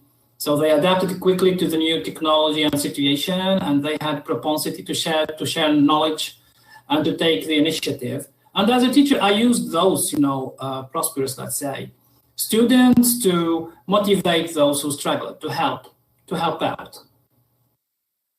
That's cooperative learning, you know. I would say, I would add something else to what Amin was saying. Some of my students were more focused on getting to be better at using the online platform itself than focusing on using the language. And that was, I mean, such a problem. Some of them that would be intimidated because they are not feeling comfortable using the platform, that they would be reluctant to use the language. And that was a problem. Also, this is for the young adults classes. For the adult classes, some of my students were, and I remember this one student, she would send me an email before the classroom saying, I'm pretty self-conscious. I don't want to have my camera on. And I'm really sorry about that. And I mean, I'm not supposed to have my students without their cameras on, and sometimes I just say, okay, I can understand, and she would say that would trigger my anxiety or my social anxiety. So this also was a problem not only for young adults or teenagers, but also for adults. Do you know, just as a quick follow-up to my last point, we've had people comment from Canada, from Germany, from Holland, Jamaica, India, and consistent across the board is how challenging it was for kids to have access to technology and regular, reliable internet. So, I mean, quite remarkable, because, you know, our keynote speaker, you know, is obviously somebody that is a huge advocate for the role of technology in education. I'm really fascinating because he's like, well, get used to it because it's not going anywhere. And certainly technology isn't going anywhere, but it is a significant issue when you think about, and again, I'll speak from the perspective of a parent. I've got a 15-year-old, a 10-year-old, and a 7-year-old. One of my kids is developmentally delayed.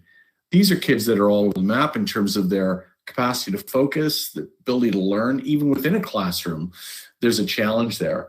So going back to that question about engagement, I mean, Tia, what have your experiences been like in working with students at different levels through this interface?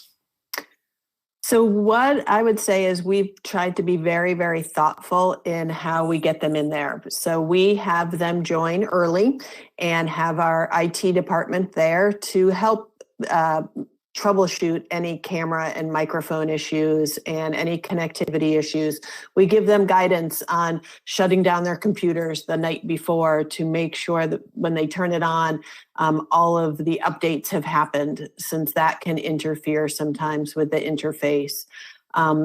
We have tried to help those students who are as Manel was talking about, who are more anxious about being on camera and trying to, so we're very big proponents of using evidence-based to train healthcare providers. We want them to use what the evidence is that says this is the best way to treat your health condition. And so we try to use the best evidence for teaching and learning. And that is very interactive. So trying to encourage them to keep their cameras on, because whether you like it or not, you are more interactive if your camera's on. I also highly encourage, and if you'll notice, I've tried to model this today, I don't turn off my microphone. We encourage them to keep their microphones unmuted. So obviously that can't happen everywhere if there's dogs barking or kids running around in the background, but keep your microphones unmuted so that it's easier to have a dialogue that's more similar to if you were in person.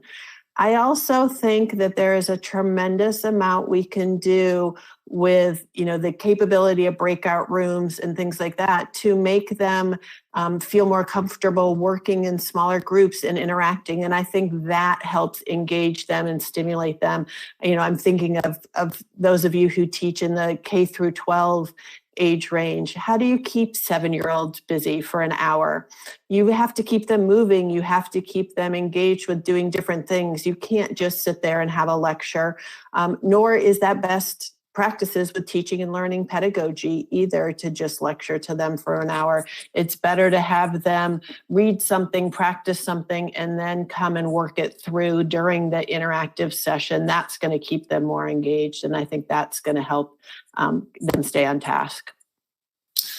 One of the remarkable things that we got in our research was, and I, just to pick up something that Kat Foster, who's watching this today, brought up, was that one of the reasons why they needed to accommodate, this particular school district needed to accommodate having the cameras turned off, was because the number of kids that are homeless, that are living in shelters.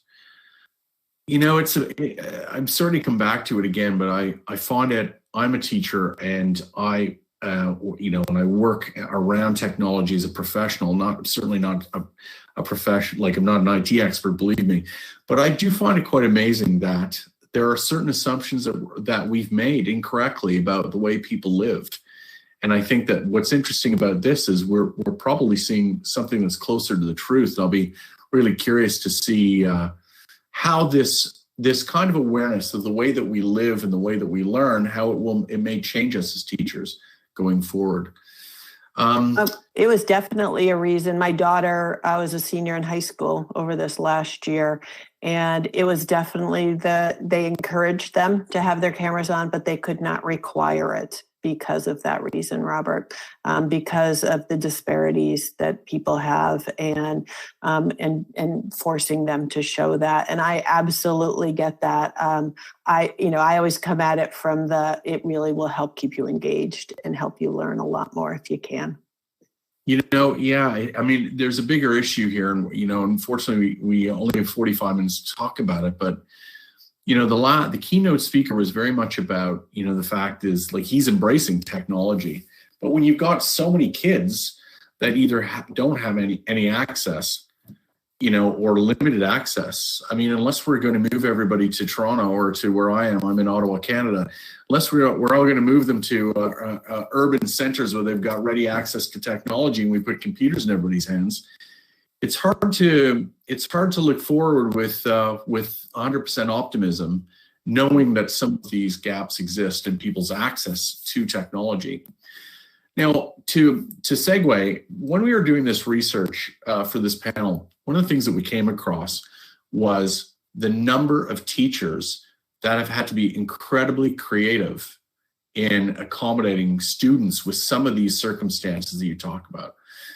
You know, basically that these teachers had to really pivot to accommodate students with those circumstances, and you know, where their learning progression, where they found kids were really falling behind or weren't engaged, you know, they stepped outside of their own homes to go and engage the student directly in some way. And I'm just curious, what are some of the lessons that you've seen or you come across for having creative approaches to engagement with students?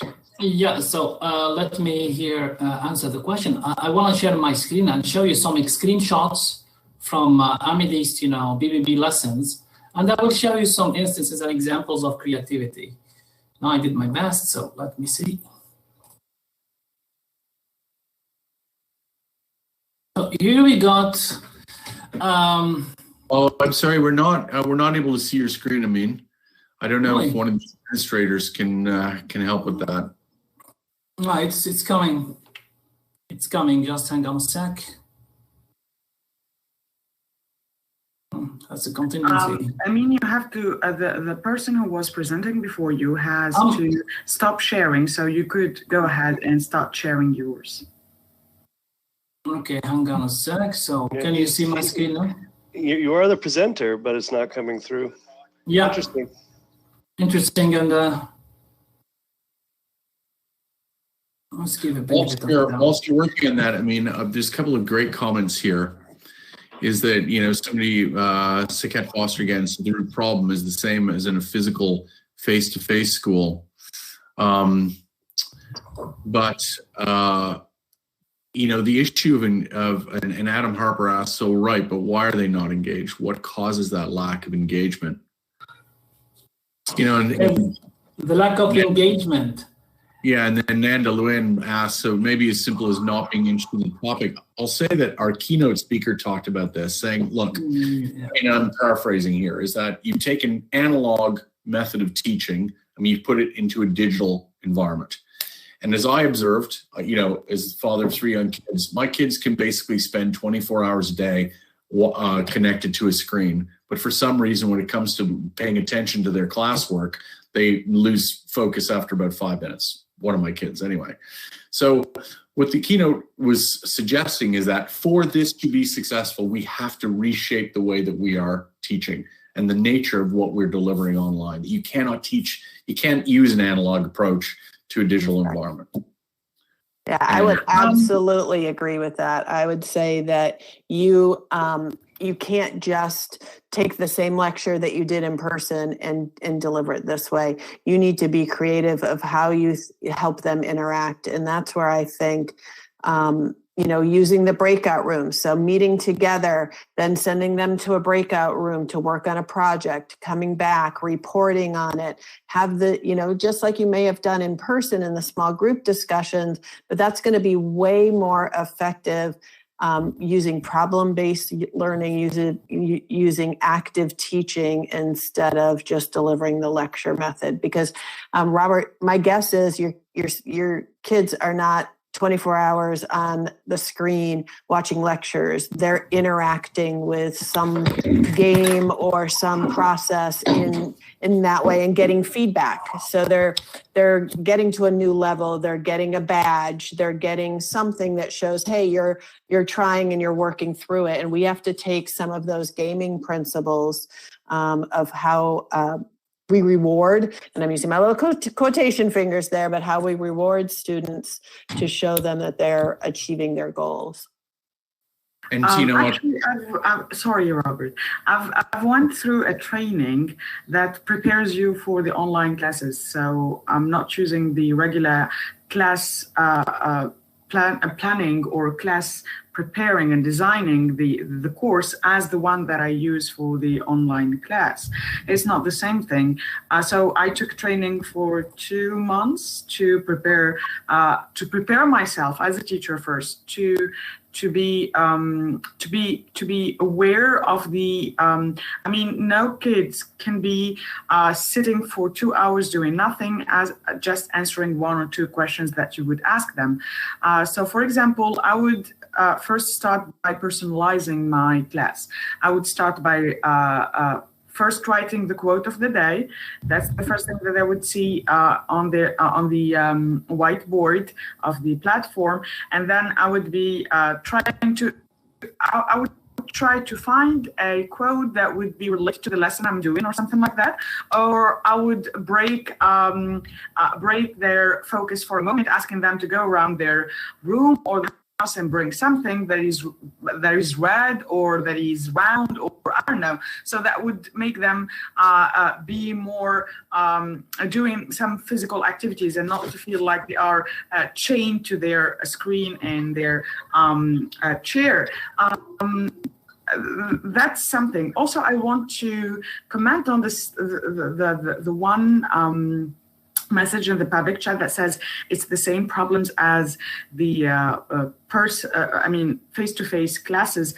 I don't think so. I think that the face-to-face classes would be more of not discriminating. I don't like to use the word discriminating, but it's discriminating when it comes to one of the students that has every equipment there and has the Wi-Fi connection, and it's most of the time 2 or 3 of them, and the rest of them, which are 10, are not able to hear me because of their connection problems, or they are not able to speak their minds, and sometimes they have to answer just using the public chat or something like that. So it's less discriminating, and it would feel more of inclusive. No matter your background, I mean, whether you are, as Robert was saying, in the shelters or at home. So that's what I was trying to say. Thank you. Yeah, just I want to share. I couldn't share my. I mean, can I just stop you there? I need to move on to moderate the next session. However, if our panelists are willing, there are a lot of comments, some great comments, and some questions that are coming up in the chat. So if our panelists are willing to stay, I'm going to leave the group, but please, by all means, continue discussion. I think it's vitally important. But I also want to say, though, our next panel discussion is called A Thriving Minority, What Students with Special Needs Can Teach Us About Successful Remote Learning. So we will be continuing something along the conversation, but if you'd like to stay and the panelists are willing, by all means, please do stay in this breakout room. Thank you very much, panelists. It's been a great session. I really appreciate it. Thank you. I mean, now, I guess, sorry, we keep cutting you off. I know you keep trying to talk and show what you're trying to show. So if you're available and you want to stick around for another couple of minutes, go ahead. Please try and show what you're trying to show. Yeah, just hang on a second. I need to wait. I need to move to the other one. I couldn't, I have to log out to share my screen, because sometimes it jams, It's like, okay, I want to show you some. Let me show you first here. Some activities, but that's Murphy's Law.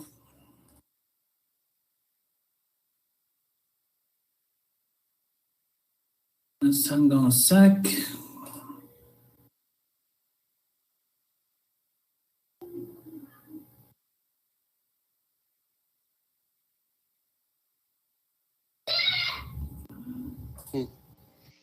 I see a comment here by Daniel about, there's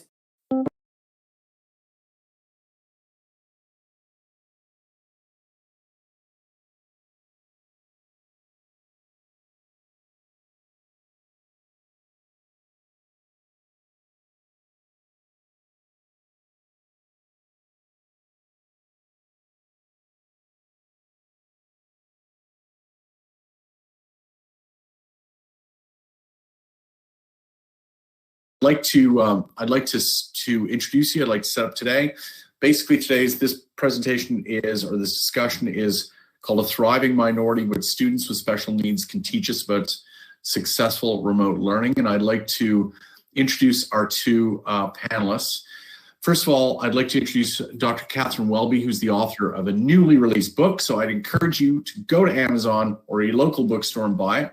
It's called Remote Learning Strategies for Students with IEPs, an educator's guidebook. So if in any way, shape, or form, you're going to be seeing some form of online or hybrid learning going forward, this is a book that you should definitely be purchasing. So Catherine has written articles and commentaries for Phi Delta Kappa, the IAFOR Journal of Education, Attitude Magazine, Creighton Journal of Interdisciplinary Leadership, and the Council for Children with Behavioral Disorders. Catherine is currently the Director of Teacher Preparation Programs and a Professor of Practice at Merrimack College in North Andover, Massachusetts. And we're joined by Wendy Thompson, who has been a special ed classroom teacher for 30 years. She's been working for the A. Harry Moore Laboratory School in New Jersey City University and has worked with experienced and new educators as well as therapeutic specialists in the provision of services for individuals with disabilities. Wendy has a PhD in education, is the current president of the New Jersey Coalition for the Advancement of Assistive and Rehabilitation Technology. Thank you so much, both of you, for being here. It is greatly appreciated. So just as I was signing on here, you were making a comment that you're excited by technology and its potential for students with special needs. I'd love to hear from both of you, actually. What is it that excites you about technology, particularly with kids with special needs? Catherine, do you want us to start off?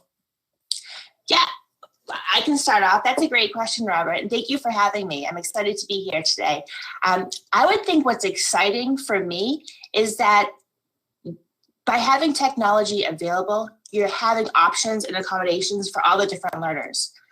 It's not what works for one student may not work for another student. And we have found in this process of by having remote learning strategies, we're having remote options, is that students that typically did not do well, sometimes social stressors of the classroom, did well learning remotely. So I think it's a nice option to have for all learners. Interesting. And Wendy, what's your take on it? For me, I think it's really important, the inclusion of technology in a classroom setting for all students, but especially students with disabilities, because I strongly believe that technology acts as a gateway to the real world for especially students with significant disabilities or cognitive disabilities who find it difficult to access information through a normal book, paper, pen kind of access method. Using technology is like a leveling of the field for them. It helps them with access methods. It helps with understanding and comprehension. And it does it in a way that is not stigmatizing. So for me, tech is it. I'm big on tech. Now, but let me, if I may, push back slightly on that. I guess because your experiences are across children of all types. I remember, it's interesting as a parent because there's a lot of social pressure, obviously, increasingly, about your kids keeping up, and certain types of parents are obsessed with getting their kids into the right schools and all that pressure that goes along with it. And so amongst parents, there's a lot of discussion. If your child is struggling, falling behind, what you do about it, because you don't realize that there's many ways in life to be successful. So, school isn't for everybody and you can step out. But it's interesting, when I was listening to one parent talk about their experience, they said that it's been a godsend learning online because of the reduced anxiety that their child goes through. That in the morning, not just on the child, but on the entire family, the stress of getting their kid ready to go to school is massive. But conversely, I've got a child You know, the school, my daughter is in grade 4, and she is expected to be basically 300 minutes online. She just does not have the capacity to follow at that level. So it really is a mixed bag. I mean, it must be immensely challenging already to be an educator that deals with special needs, to try and manage those levels through technology. It's hard enough in the classroom. You know, how do you manage that engagement? Like, how do you, as an educator through this interface, manage students of different levels? Want me to start, Wendy? Sure. I was thinking by incorporating both asynchronous activities and synchronous activities, so they don't have to be in front of a screen at all times. If you're talking about the remote learning experience, many kids cannot be in front of the computer for 8 hours at a time. But if you have, even if you do a backwards design where you have students do certain A, B, C activities and then get on and they discuss it as a group, you know, and then they can go back and do A, B, C activities and discuss it as a group, but have some type of asynchronous along with synchronous, and times for breaks. I think having breaks, brain breaks, whether they are scheduled in the day or whether they are part of the agenda, is helpful for many students. You know, have a time where they can get off being online and do a Go Noodle or do some type of dancing or go outside, make a sensory path with chalk outside on your driveway, something like that. But have breaks during the day, because most students cannot sit in front of a computer for 8 hours at a time. Mm. I totally agree with Catherine in that having spent the last year and months doing exactly that, having to build my schedule around the needs of my students. And, you know, you have to be able to adapt to the needs of the student. If you have a student who cannot sit for that long to visually focus on a screen, then as a teacher, you have to adapt what you're offering to that student, offering them activities that may be accessed in a different way, providing them breaks. We did brain breaks to start the morning. After every hour, we had a brain break. We had a movement activity. There were things throughout the day to break up the routine. Even in a regular school during the day, you build in breaks to give students a time away from just sitting and learning. So I think when you look at doing your remote learning or your virtual environment in the same way you structure your classroom to provide the breaks students need, it's one way of giving them that option of movement and more focused activity that is away from the camera. Because even I can't sit for 8 hours straight and stare at a screen. It's just not working. I will say, by the way, just as a quick sidebar, seemingly my kids can watch about 12 hours a day of Disney Plus. So I don't know what their problem is with school, but anyway, get back to it.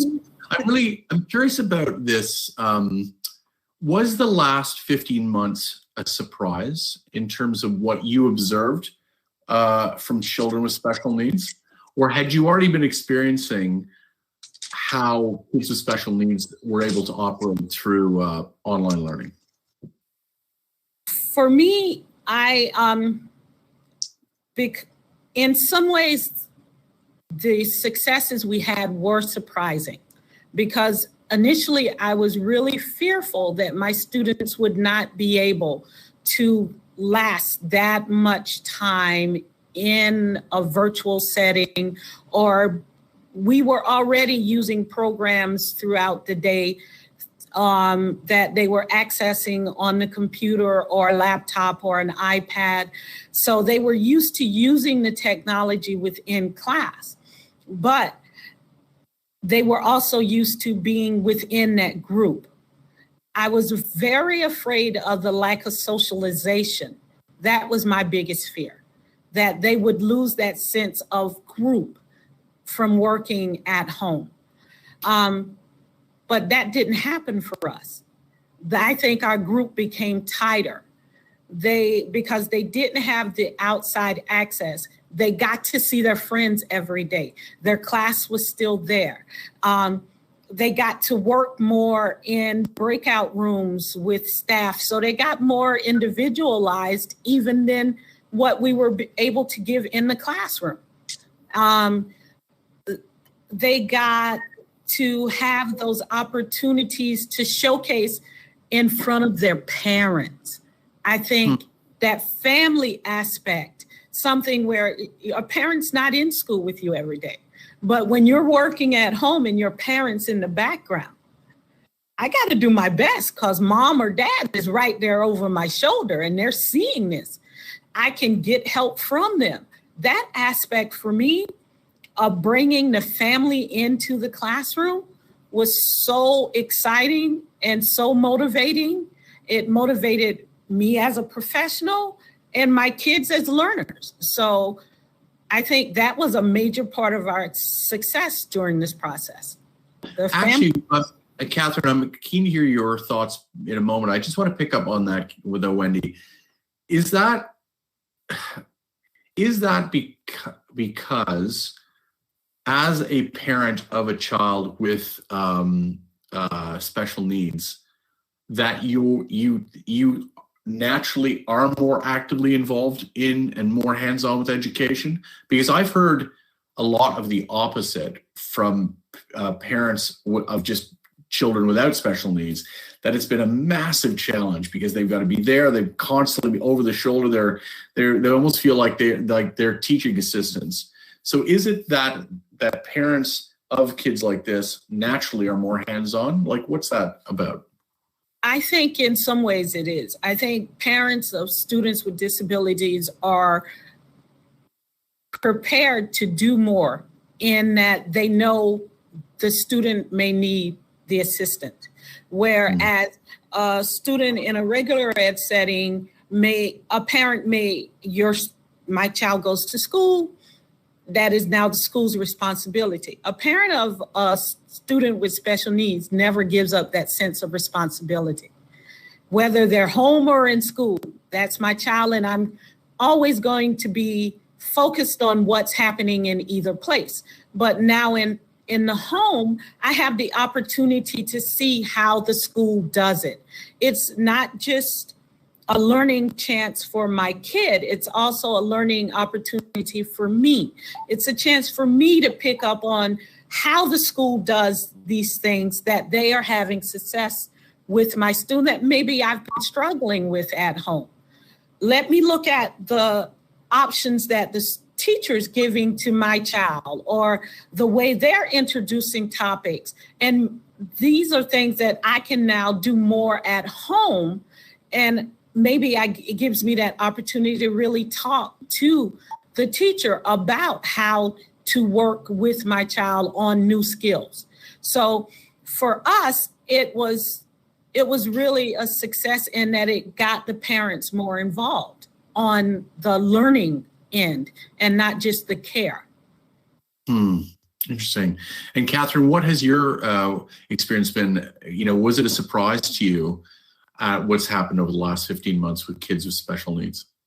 Yes. So I'm going to put on my teacher preparation hat right now. As the director of teacher preparation for a college, we don't prepare our future teachers for remote learning, and especially children with disabilities, how to teach children remotely with disabilities. So this was a complete surprise, and in a profession of never-ending ongoing professional development, teachers were not given any opportunity to learn about this prior to the pandemic and the shutdowns. So I think it was a huge surprise, and it was one of those experiences that we all had to come together and adjust right away. So this was a surprise, and I was surprised at how well teachers came together, and tons of successes emerged within the struggle of the remote learning. We learned so much that I think it could have taken us 10, 20 years of research to figure out, and we figured it out in a year of what works, what doesn't work, what successes. It was a year of trial and error, and it was a huge surprise. And I think that we actually, as educators, I think our future has changed because of this. And although it was a surprise, if we were to plan this, it would take us 20 years to get where we are right now. So I think that it was a great surprise, but it was a surprise that we weren't prepared for. Wow. So what was, if you think about the last 15 months, if I said extract the key learning, because obviously, I mean, again, forgive me, you know, I'm not teaching at the level that you guys are teaching at, but I'm just really curious that when I came across the research that children with special needs were actually in many cases thriving with this online learning, it was such a counterpoint to what you were reading just across the board about how the year has been a waste, kids will never catch up again. So if you could just distill, both of you distill down your experiences, what were the biggest positive things that you noticed in terms of online and what it was doing for kids? Do you want me to start or do you want to start? It doesn't matter. You can start, Catherine. Right, Catherine. Okay, I'm thinking of like examples. For example, I did a lot of research. I had about 250 participants in 37 states and 4 countries tell me what worked for them. What worked for children with disabilities learning online. And I got so many success stories. And one particular example was that multiple collaboratives, high school collaboratives, they had an increased attendance rates. So the students that were slated to fail and not graduate were actually graduating because they were actually logging on to attend school. So the graduation rates were increasing in different educational collaboratives across the country. Students with physical disabilities, social emotional needs were attending more frequently and doing better. In fact, I was telling Wendy before we logged on, Massachusetts alone is going to have 13 to 16 school districts are going to have a virtual option for schooling because of the successes of some students. So I think after this pilot year, I think those numbers are going to jump across the country. You know, sometimes Massachusetts starts with a plan and then it kind of goes up. But I think it's because of the successes of so many students. The graduation rates were increasing, anxiety was low. And although you need those social pieces, I think we're figuring out ways to incorporate the social piece within the remote environment. So I think that was the biggest piece that was lacking. But you're right, media reports all over the news, it was saying how it was failing, how this has failed our students. But I don't think it has failed our students. I think our students have thrived because of this experience, many of them. Not everyone, but many of them have thrived. Wow, and just pick up on that point, because you were saying that there were still some socialization issues that needed to be improved upon. But Wendy, earlier you were talking about that socialization actually was maintained. So I'm curious, what were the kind of the key things that you noticed that were the big advantages the last year? For me, one of the big advantages is, like Catherine mentioned, attendance. Because a lot of my students have medical issues and it's difficult sometimes for them to actually physically get into the building. But when we were virtual, there was not a reason that I could not attend. I can do what I need to do in the safety of my home and in the most comfortable position. So to answer your question, the thing that really, really stuck out for me with my students is that it gave them a voice where they didn't have that sense of, I'm going to mess up in front of someone, that anxiety piece. They didn't feel as if they were under so much stress to perform when they were doing it at home and they were comfortable and they had support from a parent. They tried to do things that they wouldn't do in class. I think in school, sometimes they're so expecting the assistant or the teacher to be there to support them through an activity. Here at home, it kind of gave them independence. They became more self-reliant. They learned to sign in and out of the Zoom room daily, or they learned to log into, we use Seesaw for Schools, the application to do our off our virtual learning that is not face-to-face time. So they learned to sign themselves in and out of their application, complete their activities on Seesaw without the teacher standing over their shoulder going, did you get it done? Do you need help? It was us, and then they felt accomplished by it. And I think that sense of accomplishment for my students was something that I'm hoping carries over when we come back to school full time, in that it then gives them this sense that I can do this with less help. Because a lot of students with disabilities, they become so reliant on others. And the big push is self-reliance. And virtual learning, in a lot of ways, helped push that along. Just Catherine and Wendy, we've had participants from all over the world.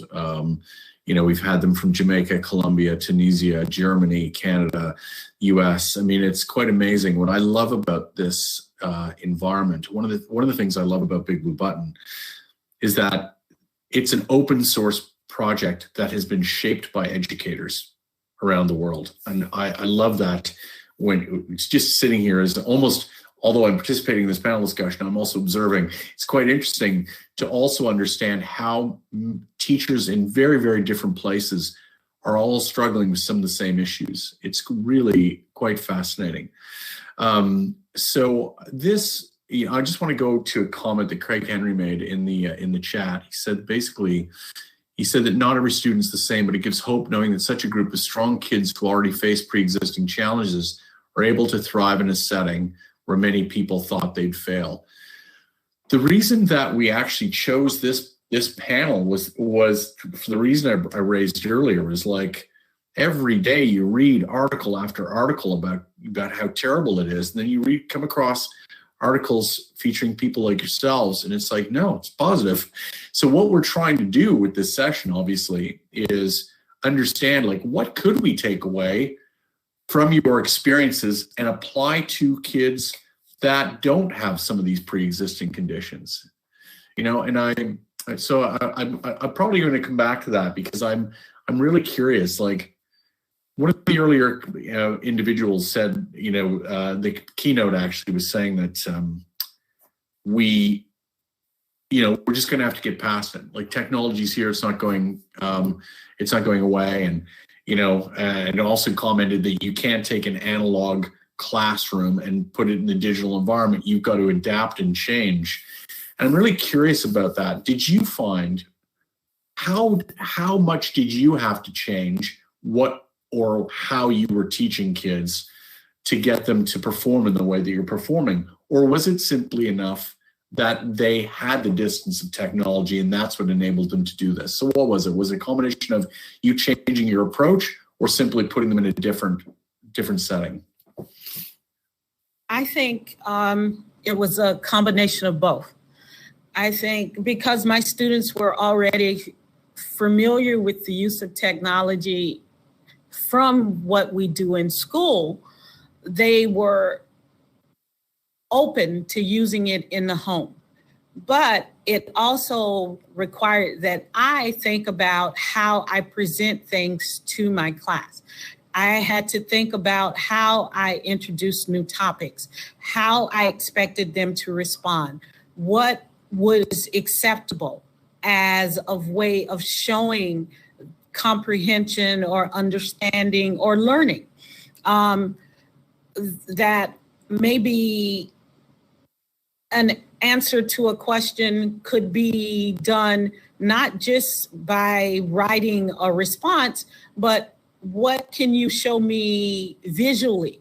What can you offer me verbally as a way of me understanding or being able to assess whether or not you understand what our topic it has covered? And getting students to feel free with their expression, getting students to know that it's not just rote paper pencil as a way of responding. Those are the way classes used to be run when Miss Thompson was a student, way back when I was your age. I sat and wrote out everything, but now there's so many other ways. There's a green screen. Get a piece of green paper, put it behind you and show me something. Visually record yourself with your device. Pick up something in the house and tell me about it. I'm looking for shapes. I'm looking for topics. There are things in your environment that you can use to express yourself with. And that's what I expect you to do. And that is what happened. Kids were finding things around the house, bringing it back to camera. Every day it was like a show and tell, but a show and tell that was structured around learning, not just this is my puppy. Say hi to my puppy. It was, this is an animal. You asked me about living and non-living. This is, my puppy's alive. My water bottle is not, Miss Thompson. It's not real. And it's bad for the environment, they told me. But it's those kinds of things, showing practical uses of your environment to demonstrate your learning. And that's something that tech offers us in this situation that was just amazing for us. Catherine, what's your take? I actually didn't teach. I did the research on the different teachers, but this made me think, and I agree with Wendy, and this made me think of a quote of one of my participants. He was an inclusion teacher, so he had general education and special education combined in his class. And he said to me, and I actually wrote it, I'm going to read it right off of it. It said, "We are experiencing history, an exciting change in education. As educators, we expand our practice to grow because the standards and expectations are so high. We are implementing various instructional styles to accommodate all learners and abilities while using technological resources, pulling students in different formats, communicating in different ways, co-teaching with service providers, and integrating more engaging material. The year of the pivot, 2020, proved that the school's brick and mortar concept is archaic." And I really liked this quote because this made me think that although this is technology and because we're stuck in remote learning, but we're going to be bringing this technology into the classroom. All of these things that have worked, and he talked about green screens and everything that Wendy was talking about. He just made it seem like, okay, all of this is happening. And how can we go back to how it used to be without having all those technological resources in our classroom, whether it's on ground, whether it's remote, we're never going back. Education is changing. Do you know what? I had this light bulb go off in my head that we returned to Canada. We were living in the UK in London. And about 4 weeks after the lockdown, the kids started having to go into online learning. I asked one of the teachers how it was going. This teacher said, I know nothing about technology. Said, I don't sit at home in front of a computer like somebody that works in an office. I teach in a classroom. So he said, it's already complicated enough trying to teach kids of different levels in a classroom to then translate that into online. But what you're saying, Catherine, and by the way, what you're saying is it's absolutely unavoidable. Change must occur. But, what do you say to an educator that's going, what are you talking about? I've been teaching for 20 years. I haven't been in front of a bloody computer. How am I supposed to adapt this now with kids at all these different levels? And by the way, Catherine and Wendy, you're both in the United States, and the surprising thing in speaking to American educators is how diverse the system is there. You've literally got kids that are homeless and kids coming from affluent families. All over the map. It's incredible. So, what would you say to an educator to prepare? And let me just put this in one additional point of context. I'm wondering whether, people like you, Wendy, have an advantage over traditional teachers. Because you specialize in teaching kids with special needs, you probably have to have a wider toolkit than a teacher who's in a regular classroom. Would you say that's true? I think in some ways it is true because I think a special educator it's innate for us to specialize, to individualize our instruction for each student. We our mind automatically thinks, not as the group as a whole, but how can I reach this student on his or her level to bring them to where they need to be? What does this student need? And what tool can I use to help them get there? And whereas in a regular ed setting, the mindset is teach to the middle and reach for the high and bring up the low. And I think for special educators, that's just not the way we're developed. We're developed in that you reach for the individual and you want to get that individual where they need to be, whatever way that works for them. So having that, there's always a new search for a tool that works. There's always a willingness to try something new. You want to find your go-tos, and everyone has their toolbox with their go-tos that they stay with and they use consistently, but you're more open to something new coming in and being there to help you get to that next level or help your student get to the next level.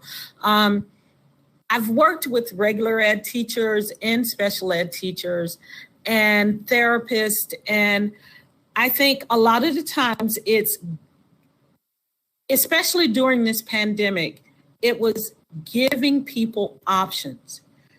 For those teachers that were resistant because they weren't used to using technology on the same level.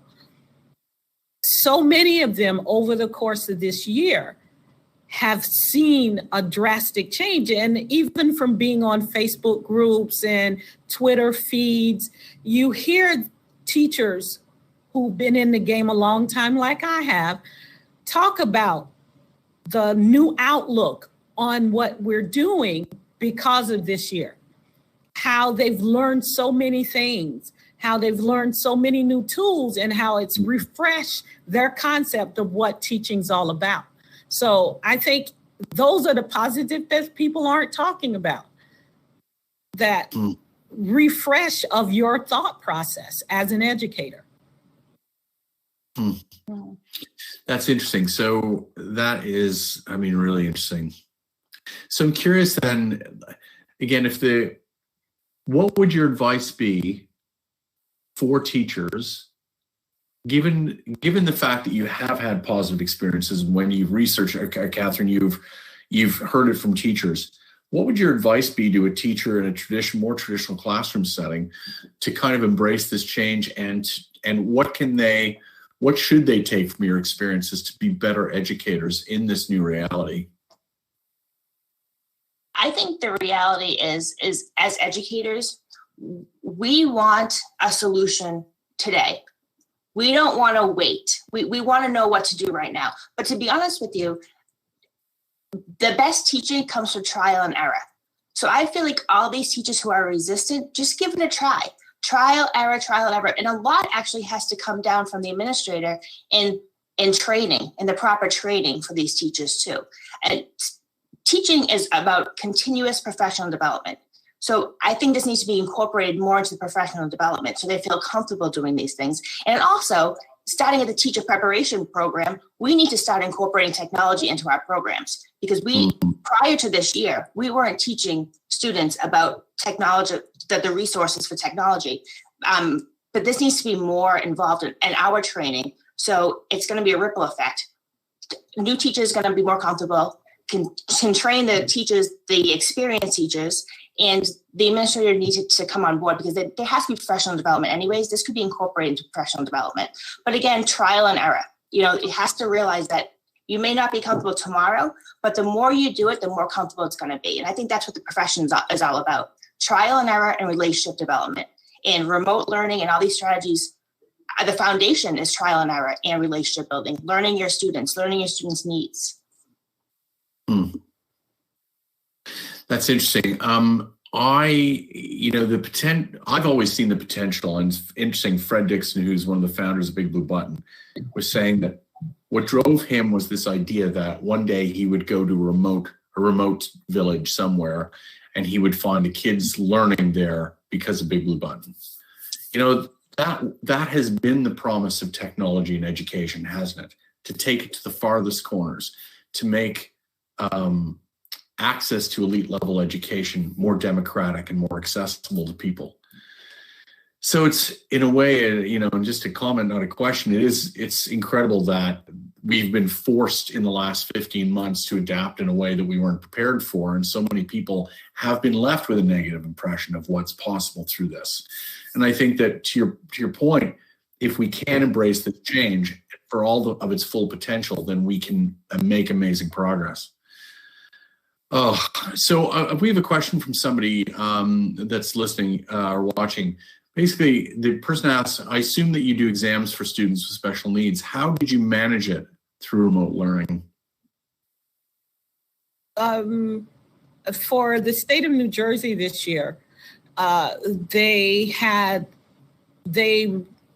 actually held off on testing for the regular ed population, but for students with disabilities, they required testing. We actually use the DLM dynamic learning maps testing system that's actually a requirement in the state of New Jersey. And it's computer-based.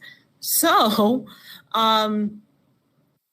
we had students actually come into the building to do it because we could not proctor the test from home. So that's the way it was handled in the state of New Jersey.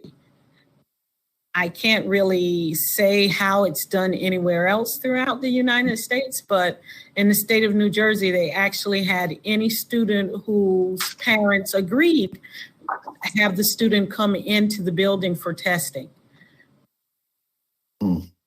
So my final question is, and I think it's, again, supporting something that Craig Henry said here in the chat. My final question is this.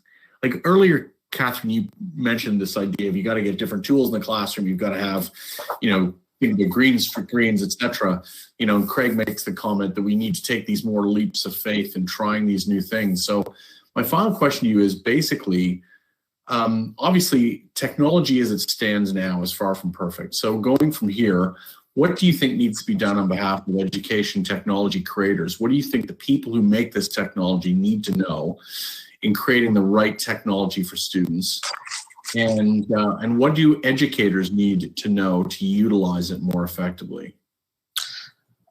I can take that one. I think that is a tough question because I sometimes wonder if technology lacks different features, or we as educators are not trained properly or thoroughly on the products.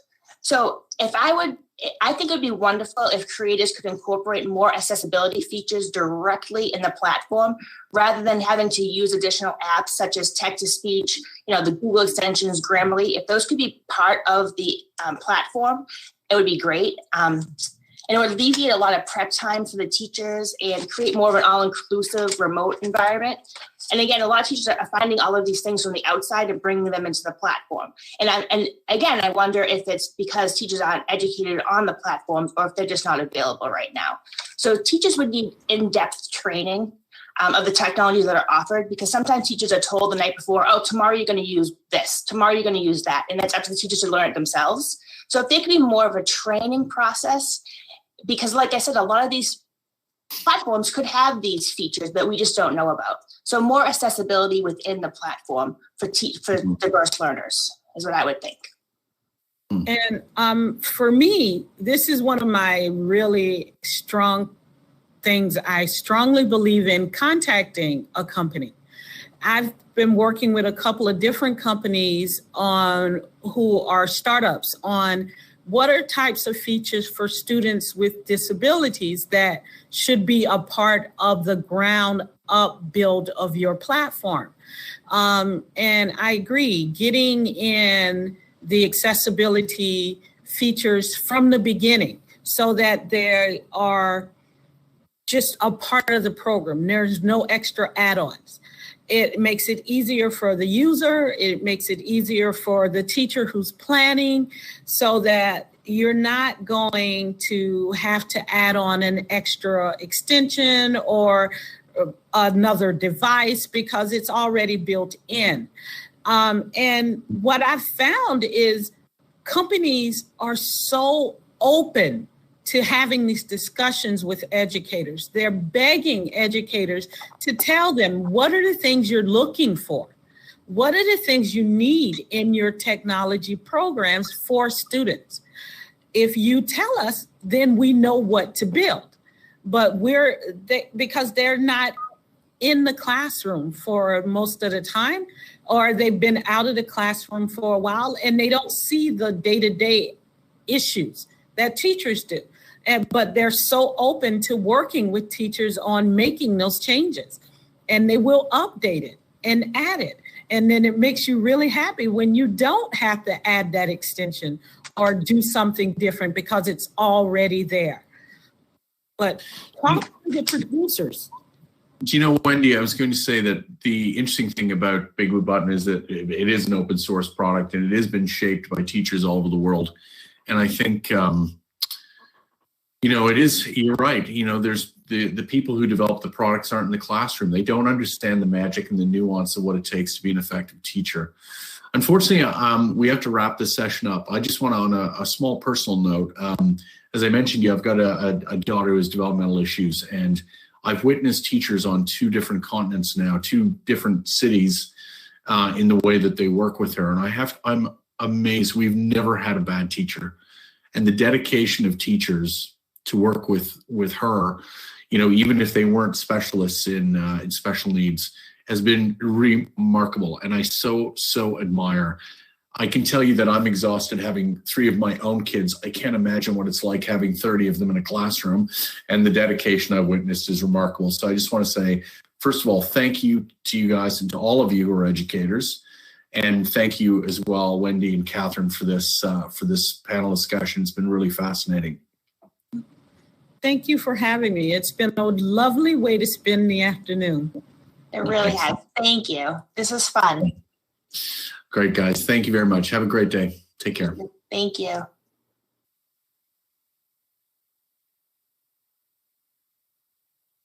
All right, I'll stop recording.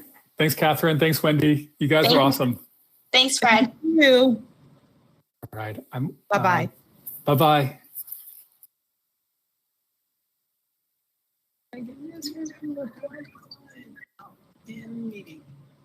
Thank you all for showing up and coming. Somebody asked about an assessment tool. I don't know if I can even continue to talk, but there's one. Yeah, please do. mobymax.com. It's an assessment tool that does some measuring of assessments. There's a few different websites. Because I know that some people were talking about how they need assessment tools. I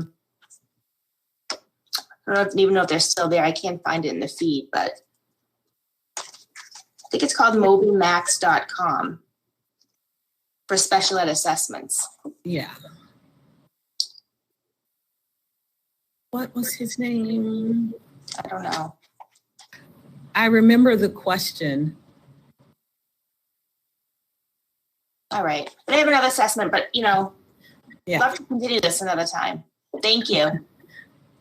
Thank you all.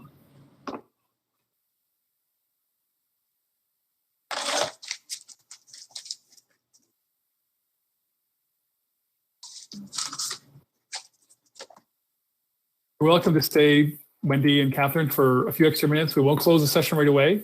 Okay. If anyone wants to kind of mill around after the talk, if this is like a physical one, they'd come up the stage and chat with you. We'll leave the room open for 5-10 minutes. And if we come back and you're still talking with folks, we'll just leave it open. All right. Thank you, Fred. Thank you for having me. Thanks thank so you, much. guys.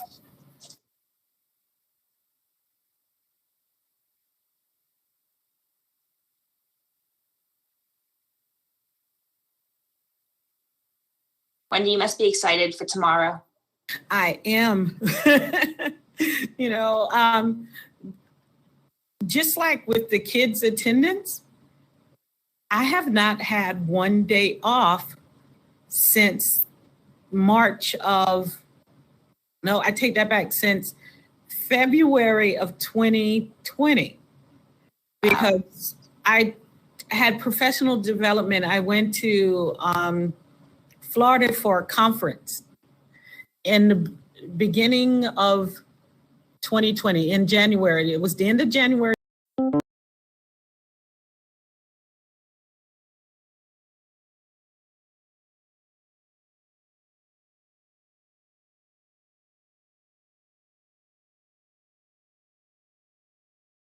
Our day is 15 months and billions of minutes of teaching what we've learned about student behavior in a year of COVID. I have been involved in working with Big Blue Button now for the last number of months, and it's been quite remarkable as somebody who is on the outside of the organization, looking at and being involved in interviewing teachers and administrators, et cetera, about what's happened in the last year. And I think, you know, if you're not in the teaching profession, I suspect that it's easy to overlook what a massive change this has been over the last 15 months. You know, literally overnight, 1 billion kids had to go online to learn. And so clearly, you know, we've just come out of some very interesting panel discussions. We had a keynote speaker who specializes in the role of technology in education, who's basically saying, you know what, just get with the program. We've got to move on. But separately, you know, we've also heard from people who are attending and watching these sessions talk about, and this was universal. We've had people from Canada, the United States, Jamaica, Colombia, India, et cetera, all comment on the shocking fact that technology was not widely and consistently available to a lot of students, you know, even in some of those wealthier communities. So clearly, you know, as an educator and as an education system, it's been an amazing year of change. So we're so pleased to hear firsthand what some of your experiences have been.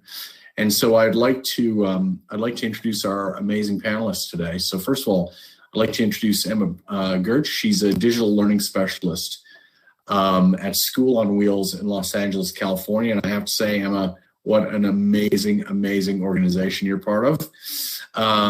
Basically, School on Wheels is a nonprofit organization dedicated to tutoring children experiencing homelessness in California. And I'll come back to you in a moment, Emma, because that was your circumstance is one of the things that really struck me profoundly in doing some of the research I've done. I'd also like to introduce Dr. Sarah Sarr, who's in the English language program at Amadis in Tunisia, an English language specialist with the U.S. Department of State. I just want to comment, Amadis is an amazing organization.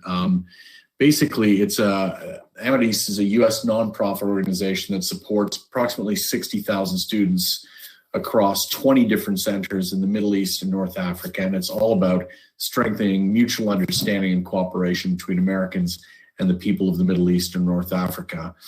And so thank you, Sarah, for joining us today. You're in Tunisia, that's right?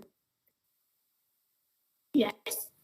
Great. Yes. Thank you. Yes. Two of my staff were on the previous panel. Great. And I would also like to welcome, I think, Basil, are you still here with us? I am here. Unfortunately, my camera is just not working with me tonight.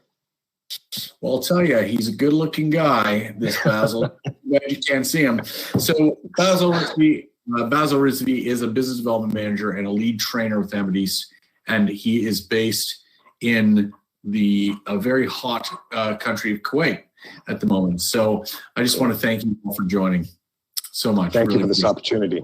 I appreciate it too. Thank you. I just want to circle back actually to the thing about what you're working on, Emma. In doing some of the research for Big Blue Button. Big Blue Button is an open source program, and it is it came out of a Canadian university, and they were experiencing moderate growth. And then COVID came and the world blew up for them. But what's amazing about an open source project like Big Blue Button is that it's shaped by educators from around the world. And, what was interesting in the research, really eye-opening for me, was I had the opportunity to interview a head of technology for a school district in California. And this is somebody that is in technology for a district, so not just a teacher. And I asked, so what was that like? What were the big surprises for you when COVID hit? He said, big surprise. He said, basically, and this is a district that is really very close to Silicon Valley. He was saying that the thing that struck them was the number of kids that didn't actually have access to technology. I mean, that floored me. And when in an earlier panel discussion, I asked the question of people that were watching, like, how many of you had that experience? And it was amazing. Whether they were from Germany or India, it was the same thing, that educators in institutions were surprised at how inconsistent the access to technology was. So I can imagine, as somebody that specializes in teaching children that are homeless, I mean, it must be a huge challenge for you.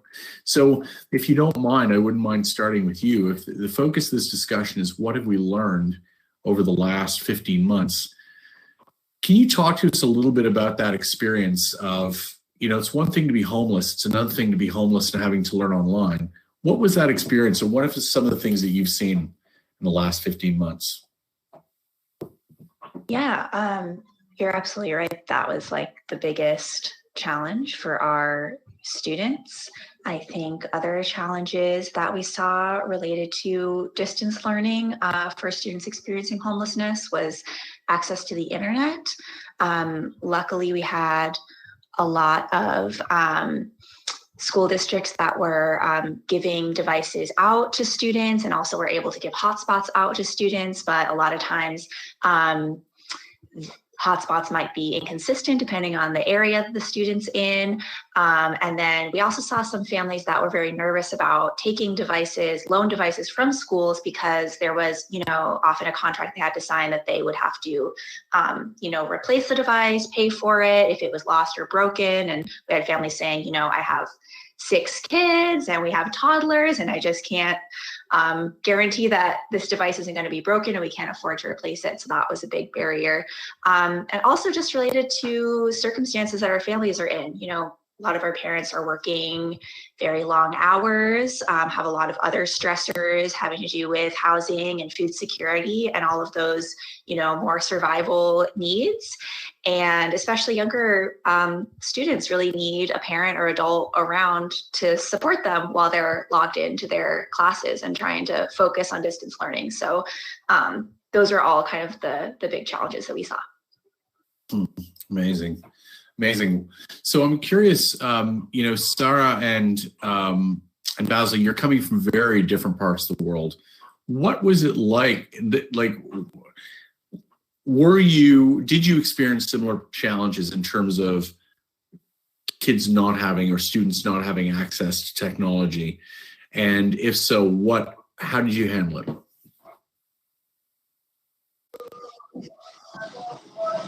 Sarah, do you want to start? Sure. Okay, so I think it's called to prayer in Kuwait, because I can hear it outside my window as well. Okay, so I'd like to start by saying I was actually living and working in India 15 months ago when the pandemic came about and people went online. And I was working in international school there, and the transition was very swift. I think where we were, we saw it coming. Like, the school that I was teaching at, we were starting to see what was happening in China. We were starting to see that the United States was dealing with things. Italy, very close to where we were. And so we started practicing before actually being in lockdown and closing down. So I would say the international school that I was working with at that time, we were very lucky because we were able to see it was coming and then, plan for it. And then we had our spring break, and then nobody came back. Like after spring break, everything was locked down. So we sent everybody home with their technology, and it's a one laptop per child kind of school. And that was, so I would say in India, we were prepared because we saw it coming. Very affluent community in India, so there was not that surprise. I think the surprise here in Tunisia was not only the students who didn't have access, but also the staff.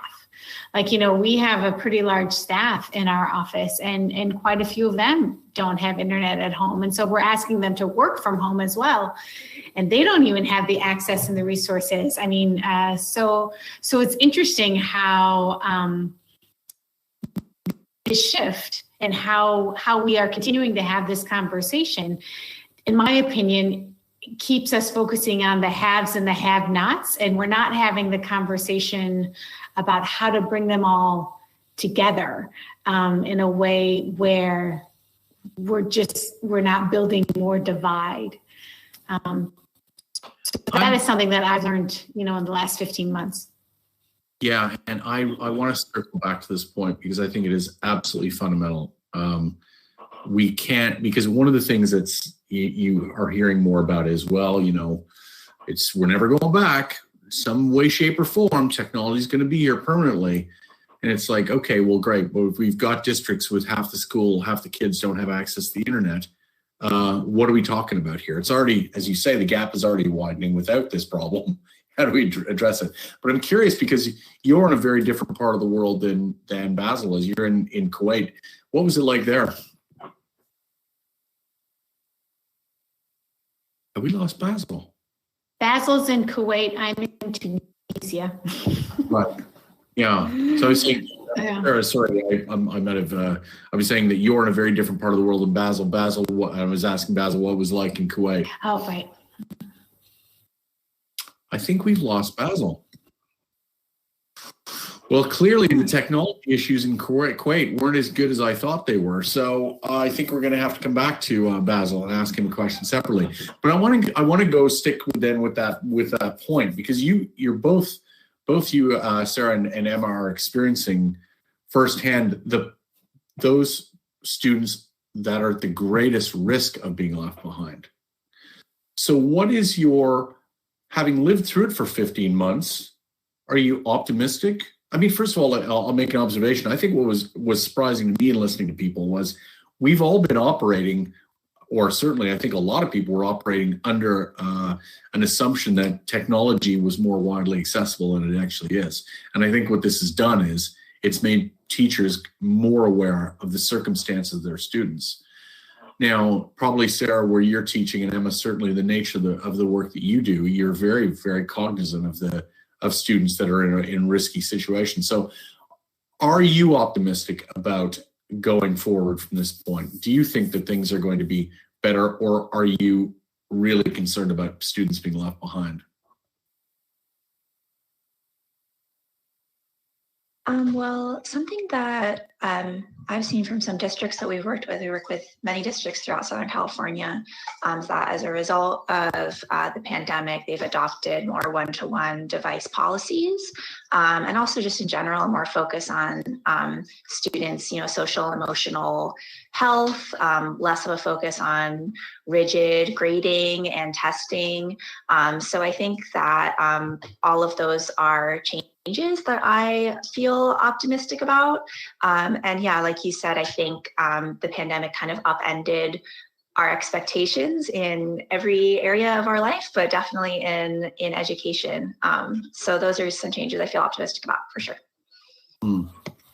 Yeah, and I will piggyback on that because I agree 100%. I feel like we have an opportunity to put less focus on standardized testing and more focus on the process, not the product. So as a language person, I'm always about the formative assessments. The summatives are fine, but I'm like, I want to see the process. I want to see how the student is getting, here's the assignment. Here's when it's due. How you get from one end to the other is completely up to you and your means and your, resource. Because you can give, like, let's say a science fair, for example. You could have somebody in your classroom who has all the resource they need at home to create their science project. And yet you'll find some students who don't have the same kind of resource able to just be scrappy and, like, you know, find what they need to create an amazing product for that science fair. And it's not what they show up at the science fair, in my mind. It's the critical thinking and the processes they went through to create that final product. And I think this is an amazing time to really start making that shift. You know, let's start looking more at the soft skills, the negotiation skills, the, you know, working with each other, the collaborative thinking. And I think that in this process of being thrown online and not being able to just, you know, continue with the brain dump that, you know, I can't remember who coined that phrase, but I loved it. And just really say, okay, kids, here you go. Meet me back in 2 or 3 hours and show me what you did. I think that's great. I think very promising. It's interesting. One of the previous panel that we hosted was, and we were doing the research. If you just monitor the media, there's been so much negativity around the effect of this online learning. You know, they're talking about it's been a disaster, kids are being left behind, they'll never catch up.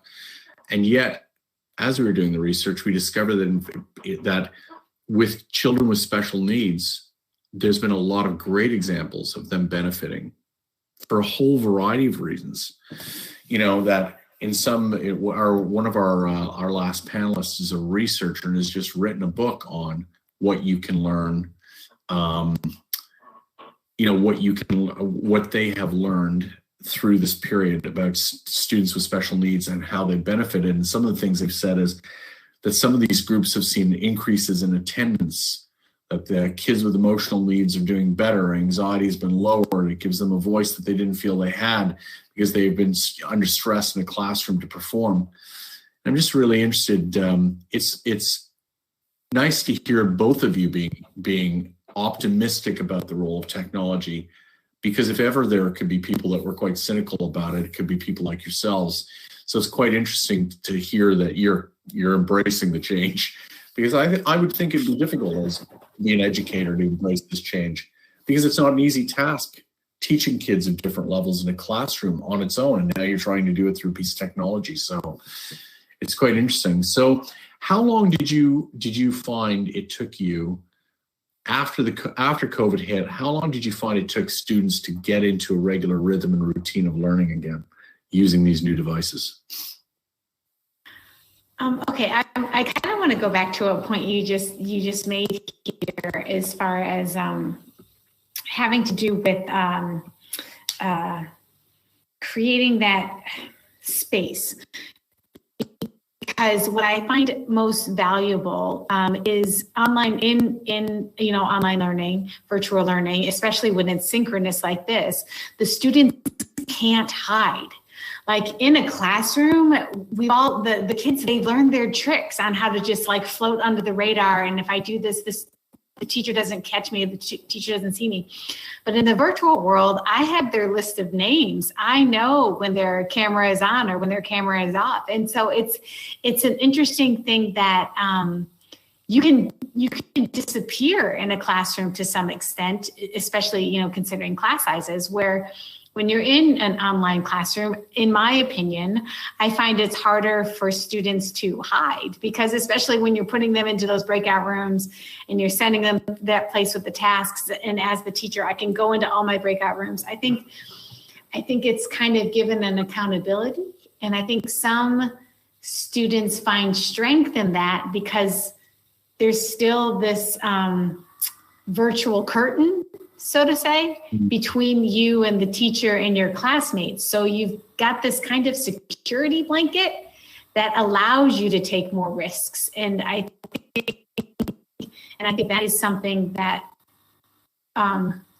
to answer your question, it took a long time for my students. So like for me, in the school that I was in India, our elementary school was 80% second language learner.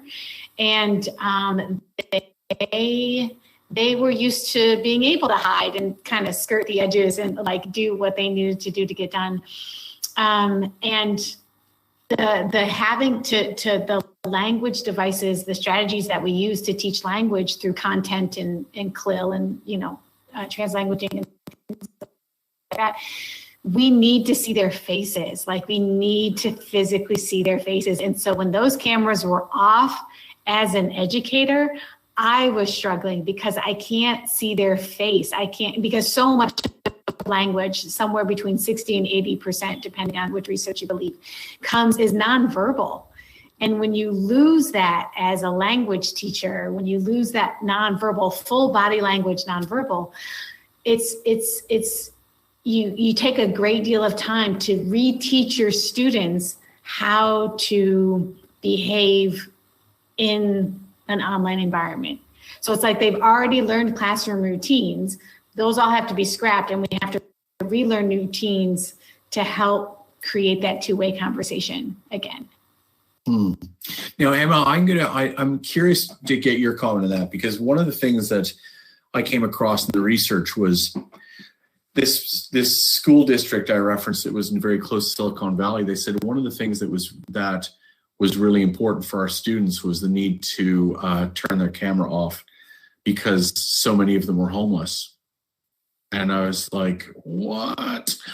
That the fact that so in a way, Sarah, you're talking about, the need to be visible and to be able to see the student. And yet, Emma, my own experience from what I've seen is that being invisible is necessary for some students. So what has been your experience with that? Yeah, I think that it has been very important for a lot of our students to have their cameras off during classroom time. There's been a lot of discussion I think in the educator community about how do we honor those students that are not in a living situation where they feel comfortable having their cameras on, but also holding them accountable to participation. And I think there's a lot of really creative things that have come up in response to that, using the chat, using polling features, using other technology tools. And it, speaks to the just big challenge that educators have all over the place or have had this year. And I think that was one thing I wanted to say as a kind of silver lining or some positive thing that has come out of this year is it's kind of forced educators to find new and creative ways to do online learning, which of course existed before COVID and will exist afterwards, and as well as creative ways to use education technology. So not just, replacing a worksheet with some online practice problems, but really using the tools in a really creative way to, like Sarah was saying, do those formative assessments and really encourage participation.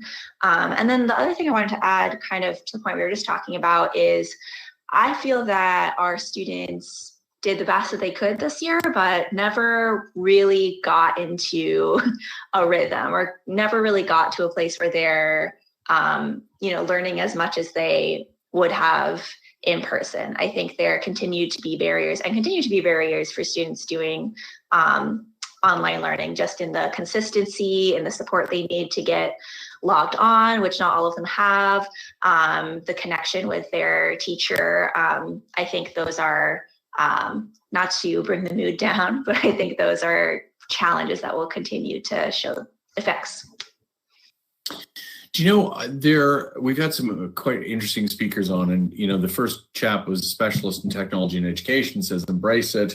The special needs experts were talking about how in a traditional classroom, teachers teach to the middle, whereas in a special needs classroom, you actually have to be more focused on the individual. And so what they've seen is, that teaching style lends itself well to online learning. So I'm just curious, another dimension of this, which we haven't really talked about, is parents and the role of parents in this. And I'm curious, Emma, what's the experience like for you teaching kids that are homeless in the ability to get parents involved in supporting their kids in that environment? So like I mentioned before, many of our parents are working very long hours or if they're not, they're very busy, meeting with housing navigators, meeting with employment development service providers. And so, like any parent, have a lot of stressors that are that can get in the way of their ability to give as much attention to their students. If their child is logging in to their Zoom class, or if they're finishing homework online, all of those things can often take a backseat to more, survival needs, housing and food and employment and all of that, understandably. So yeah, I think that has been a major challenge for us. And kind of as a result of this year, it has been a renewed focus moving forward for engaging parents. We actually just hired a parent coordinator specialist who that will be their main role, is finding new ways for us to engage parents. So yeah, I think that's been a challenge. Another challenge is just the number of logins and websites and instructions and contact people that parents have had to manage newly in this new year. I think it's been a challenge for all parents, but especially ours that are dealing with all these stressors. So yeah, that's been a big challenge and a renewed focus as a result. Interesting. And Sarah, from your perspective, what has your experience been in terms of liaising, working with parents?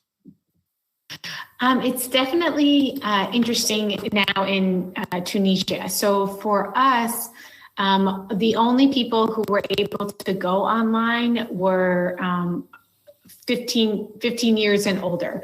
We have students as young as 5 at my school, because it's like an after-school supplemental English language program for people who want to learn English.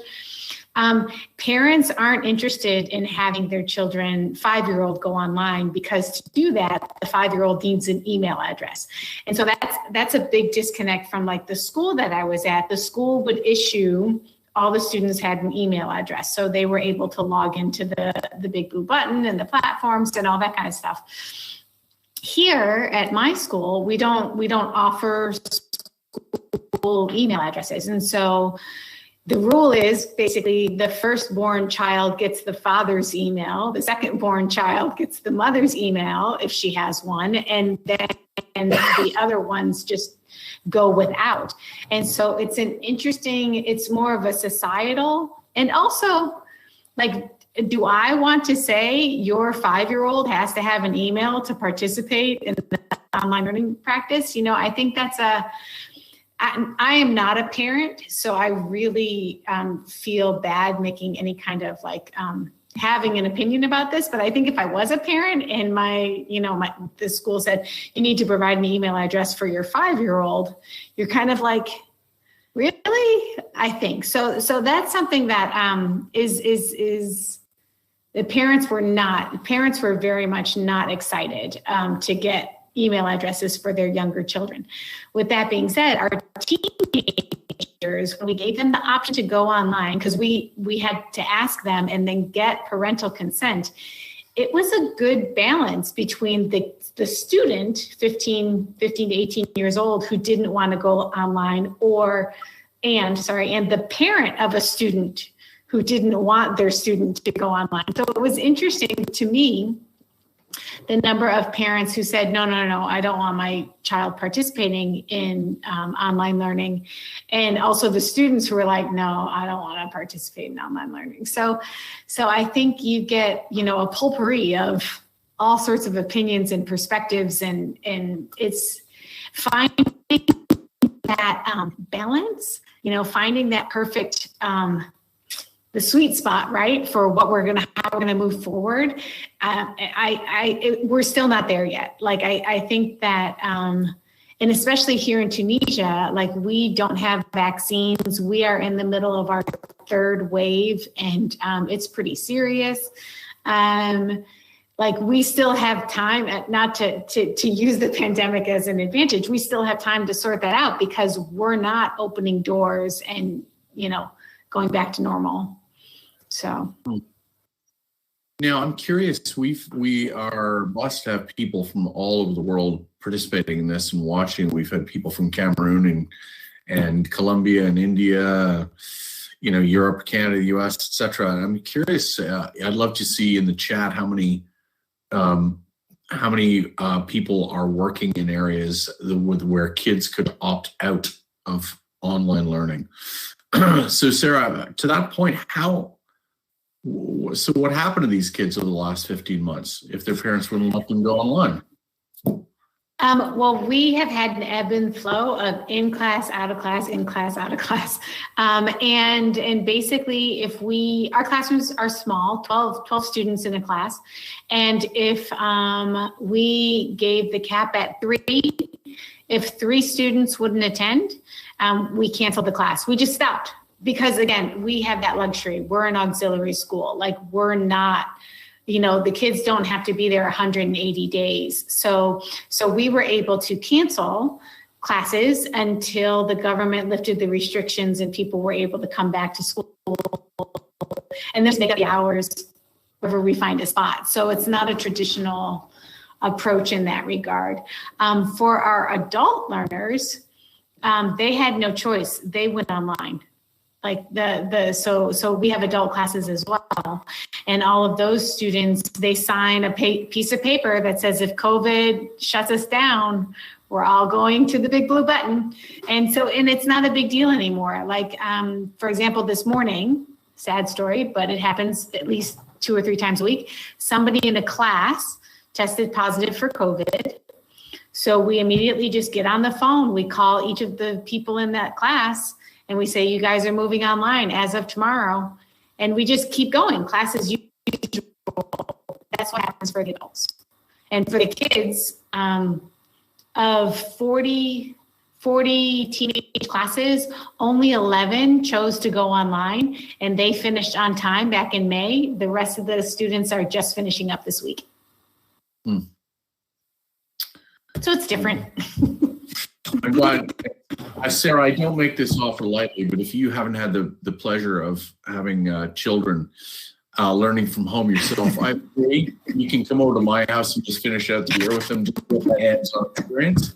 And I will go to Tunisia. I was going to say, you could send them to Tunisia. It's a beautiful country. One or the other, you take them. I'm not even. So let's shift gears a little bit and talk about the bright spots, if there were any. What there has been a lot of focus on the not through you guys, but in the media. There's been a lot of focus on the negative aspects of what some students and parents have experienced. But as we heard in the earlier panel discussion, there have been bright spots. From your perspective, have there been positives, and if so, what are they? Emma? I've just been overall impressed with our students' resilience and the fact that they are, logging into their Zooms and logging into tutoring with us, because we are an after school or outside of school tutoring program, has been really impressive. And just the drive and self-motivation that students have demonstrated to, keep up in school as much as possible and do their best has been a really bright spot. And kind of like we've been talking about before, just like the innovations and changes that I think we'll see in education moving forward when it comes to less of a focus on grading, less of a focus on testing, more creative uses for technology, and also just like more ways to learn. I think we've built out our online learning systems more and more, and our use of technology in the classroom more and more. So there's just going to be more options for different types of learners to learn in a way that's appropriate for them. Sarah, what about you? Yeah, I think for me, every day, I hope it's not, let's go back to business as usual. I really, when I hear that, I kind of, I can't wait to get back to normal. And you're kind of like, I'm from the States originally. And going back to normal, normal still was not good. And this is an opportunity where we can really, I love the title of the keynote. What was it, like innovation through the pandemic? I mean, like, what a great, title, innovation through the pandemic. And like, what is that phrase? Need is the mother of invention or something like that. I can't remember what it is. Yeah, but I mean, invention, yeah. There you go. But I also like to think that, everybody who started the pandemic at a certain place, they're all ending it in a certain place, and nobody's where they thought they were going to be. And so because of that, maybe it's an opportunity to say, sure, the kids here at Ahmed East didn't make the gains that we had hoped, but even though we have this big gap between the haves and the have-nots, and it's getting a little bit bigger, everybody struggled. I think there's comfort in this similar feeling, or this similar, like, we've lived through this together, and it can create camaraderie and understanding and maybe some more compassion for those who don't have. And I think that's something that I keep going back to, is like, my niece's school 15 months ago, they started with, and I think this was on a different panel, delivering they live in my brother lives in rural Michigan, and just dropping off packets of paper once a week and then picking up packets of paper once a week. Now they're actually online, and they've gone through that whole growth process of, we're not ready, let's just do regular distance learning, copy these words out of a notebook or whatever. But they've improved as this process has happened, and I take great comfort in that, because this was a school that did not have a lot of resource, and yet they figured it out. And that's one of the reasons why I love being in education. I love being an educator. Some of the smartest people, they'll figure it out, and they'll make sure that they're reaching as many kids as possible. And I find that to be incredibly, promising, regardless of where you are on the planet. So you're an optimist, Sarah.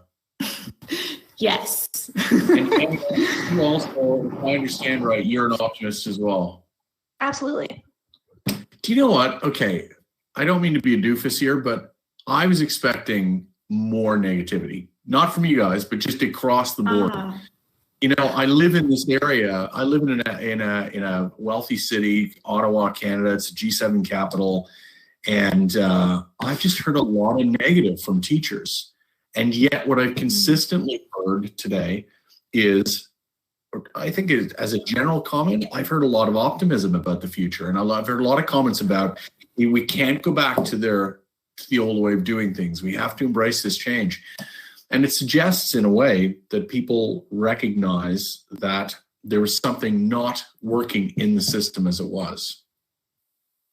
So if I've got that right, what is the opportunity, do you think, for online learning? If you can restate it, because you have kind of commented on it, but I'm really interested.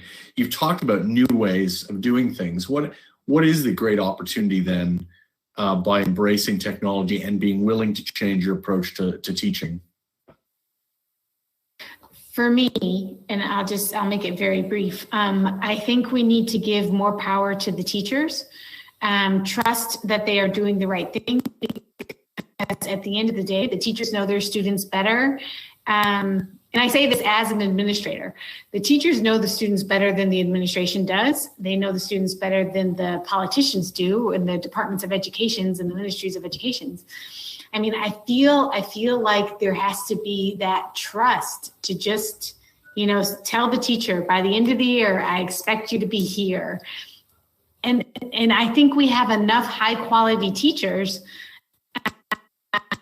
that they'll figure it out, and they might guilt those less quality teachers into doing the right thing. Like, I think that's kind of where I am. I'm like, I want to give more responsibility to the teachers without and don't forget this standardized test is, and you got to do the benchmark.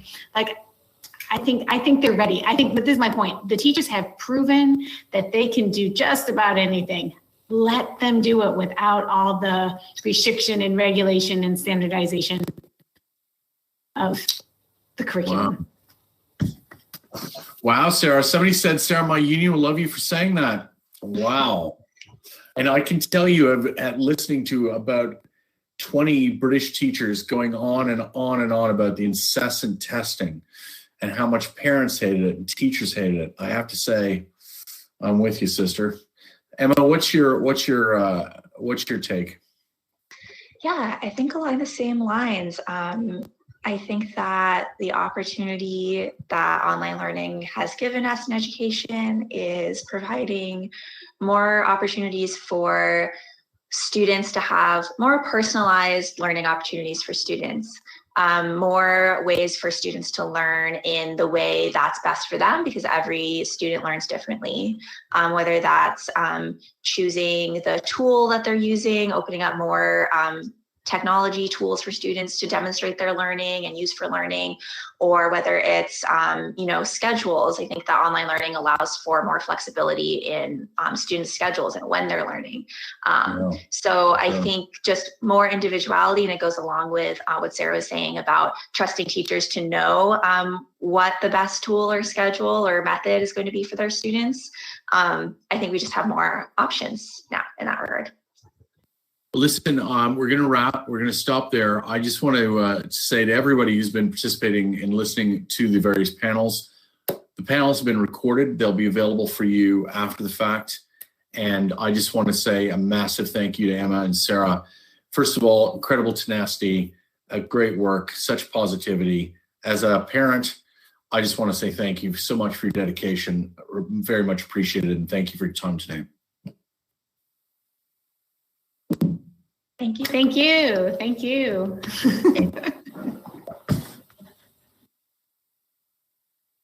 Bye, Emma. That was great, guys. Bye. Bye.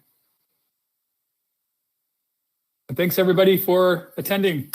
Day 2 tomorrow. Have a great day, everybody.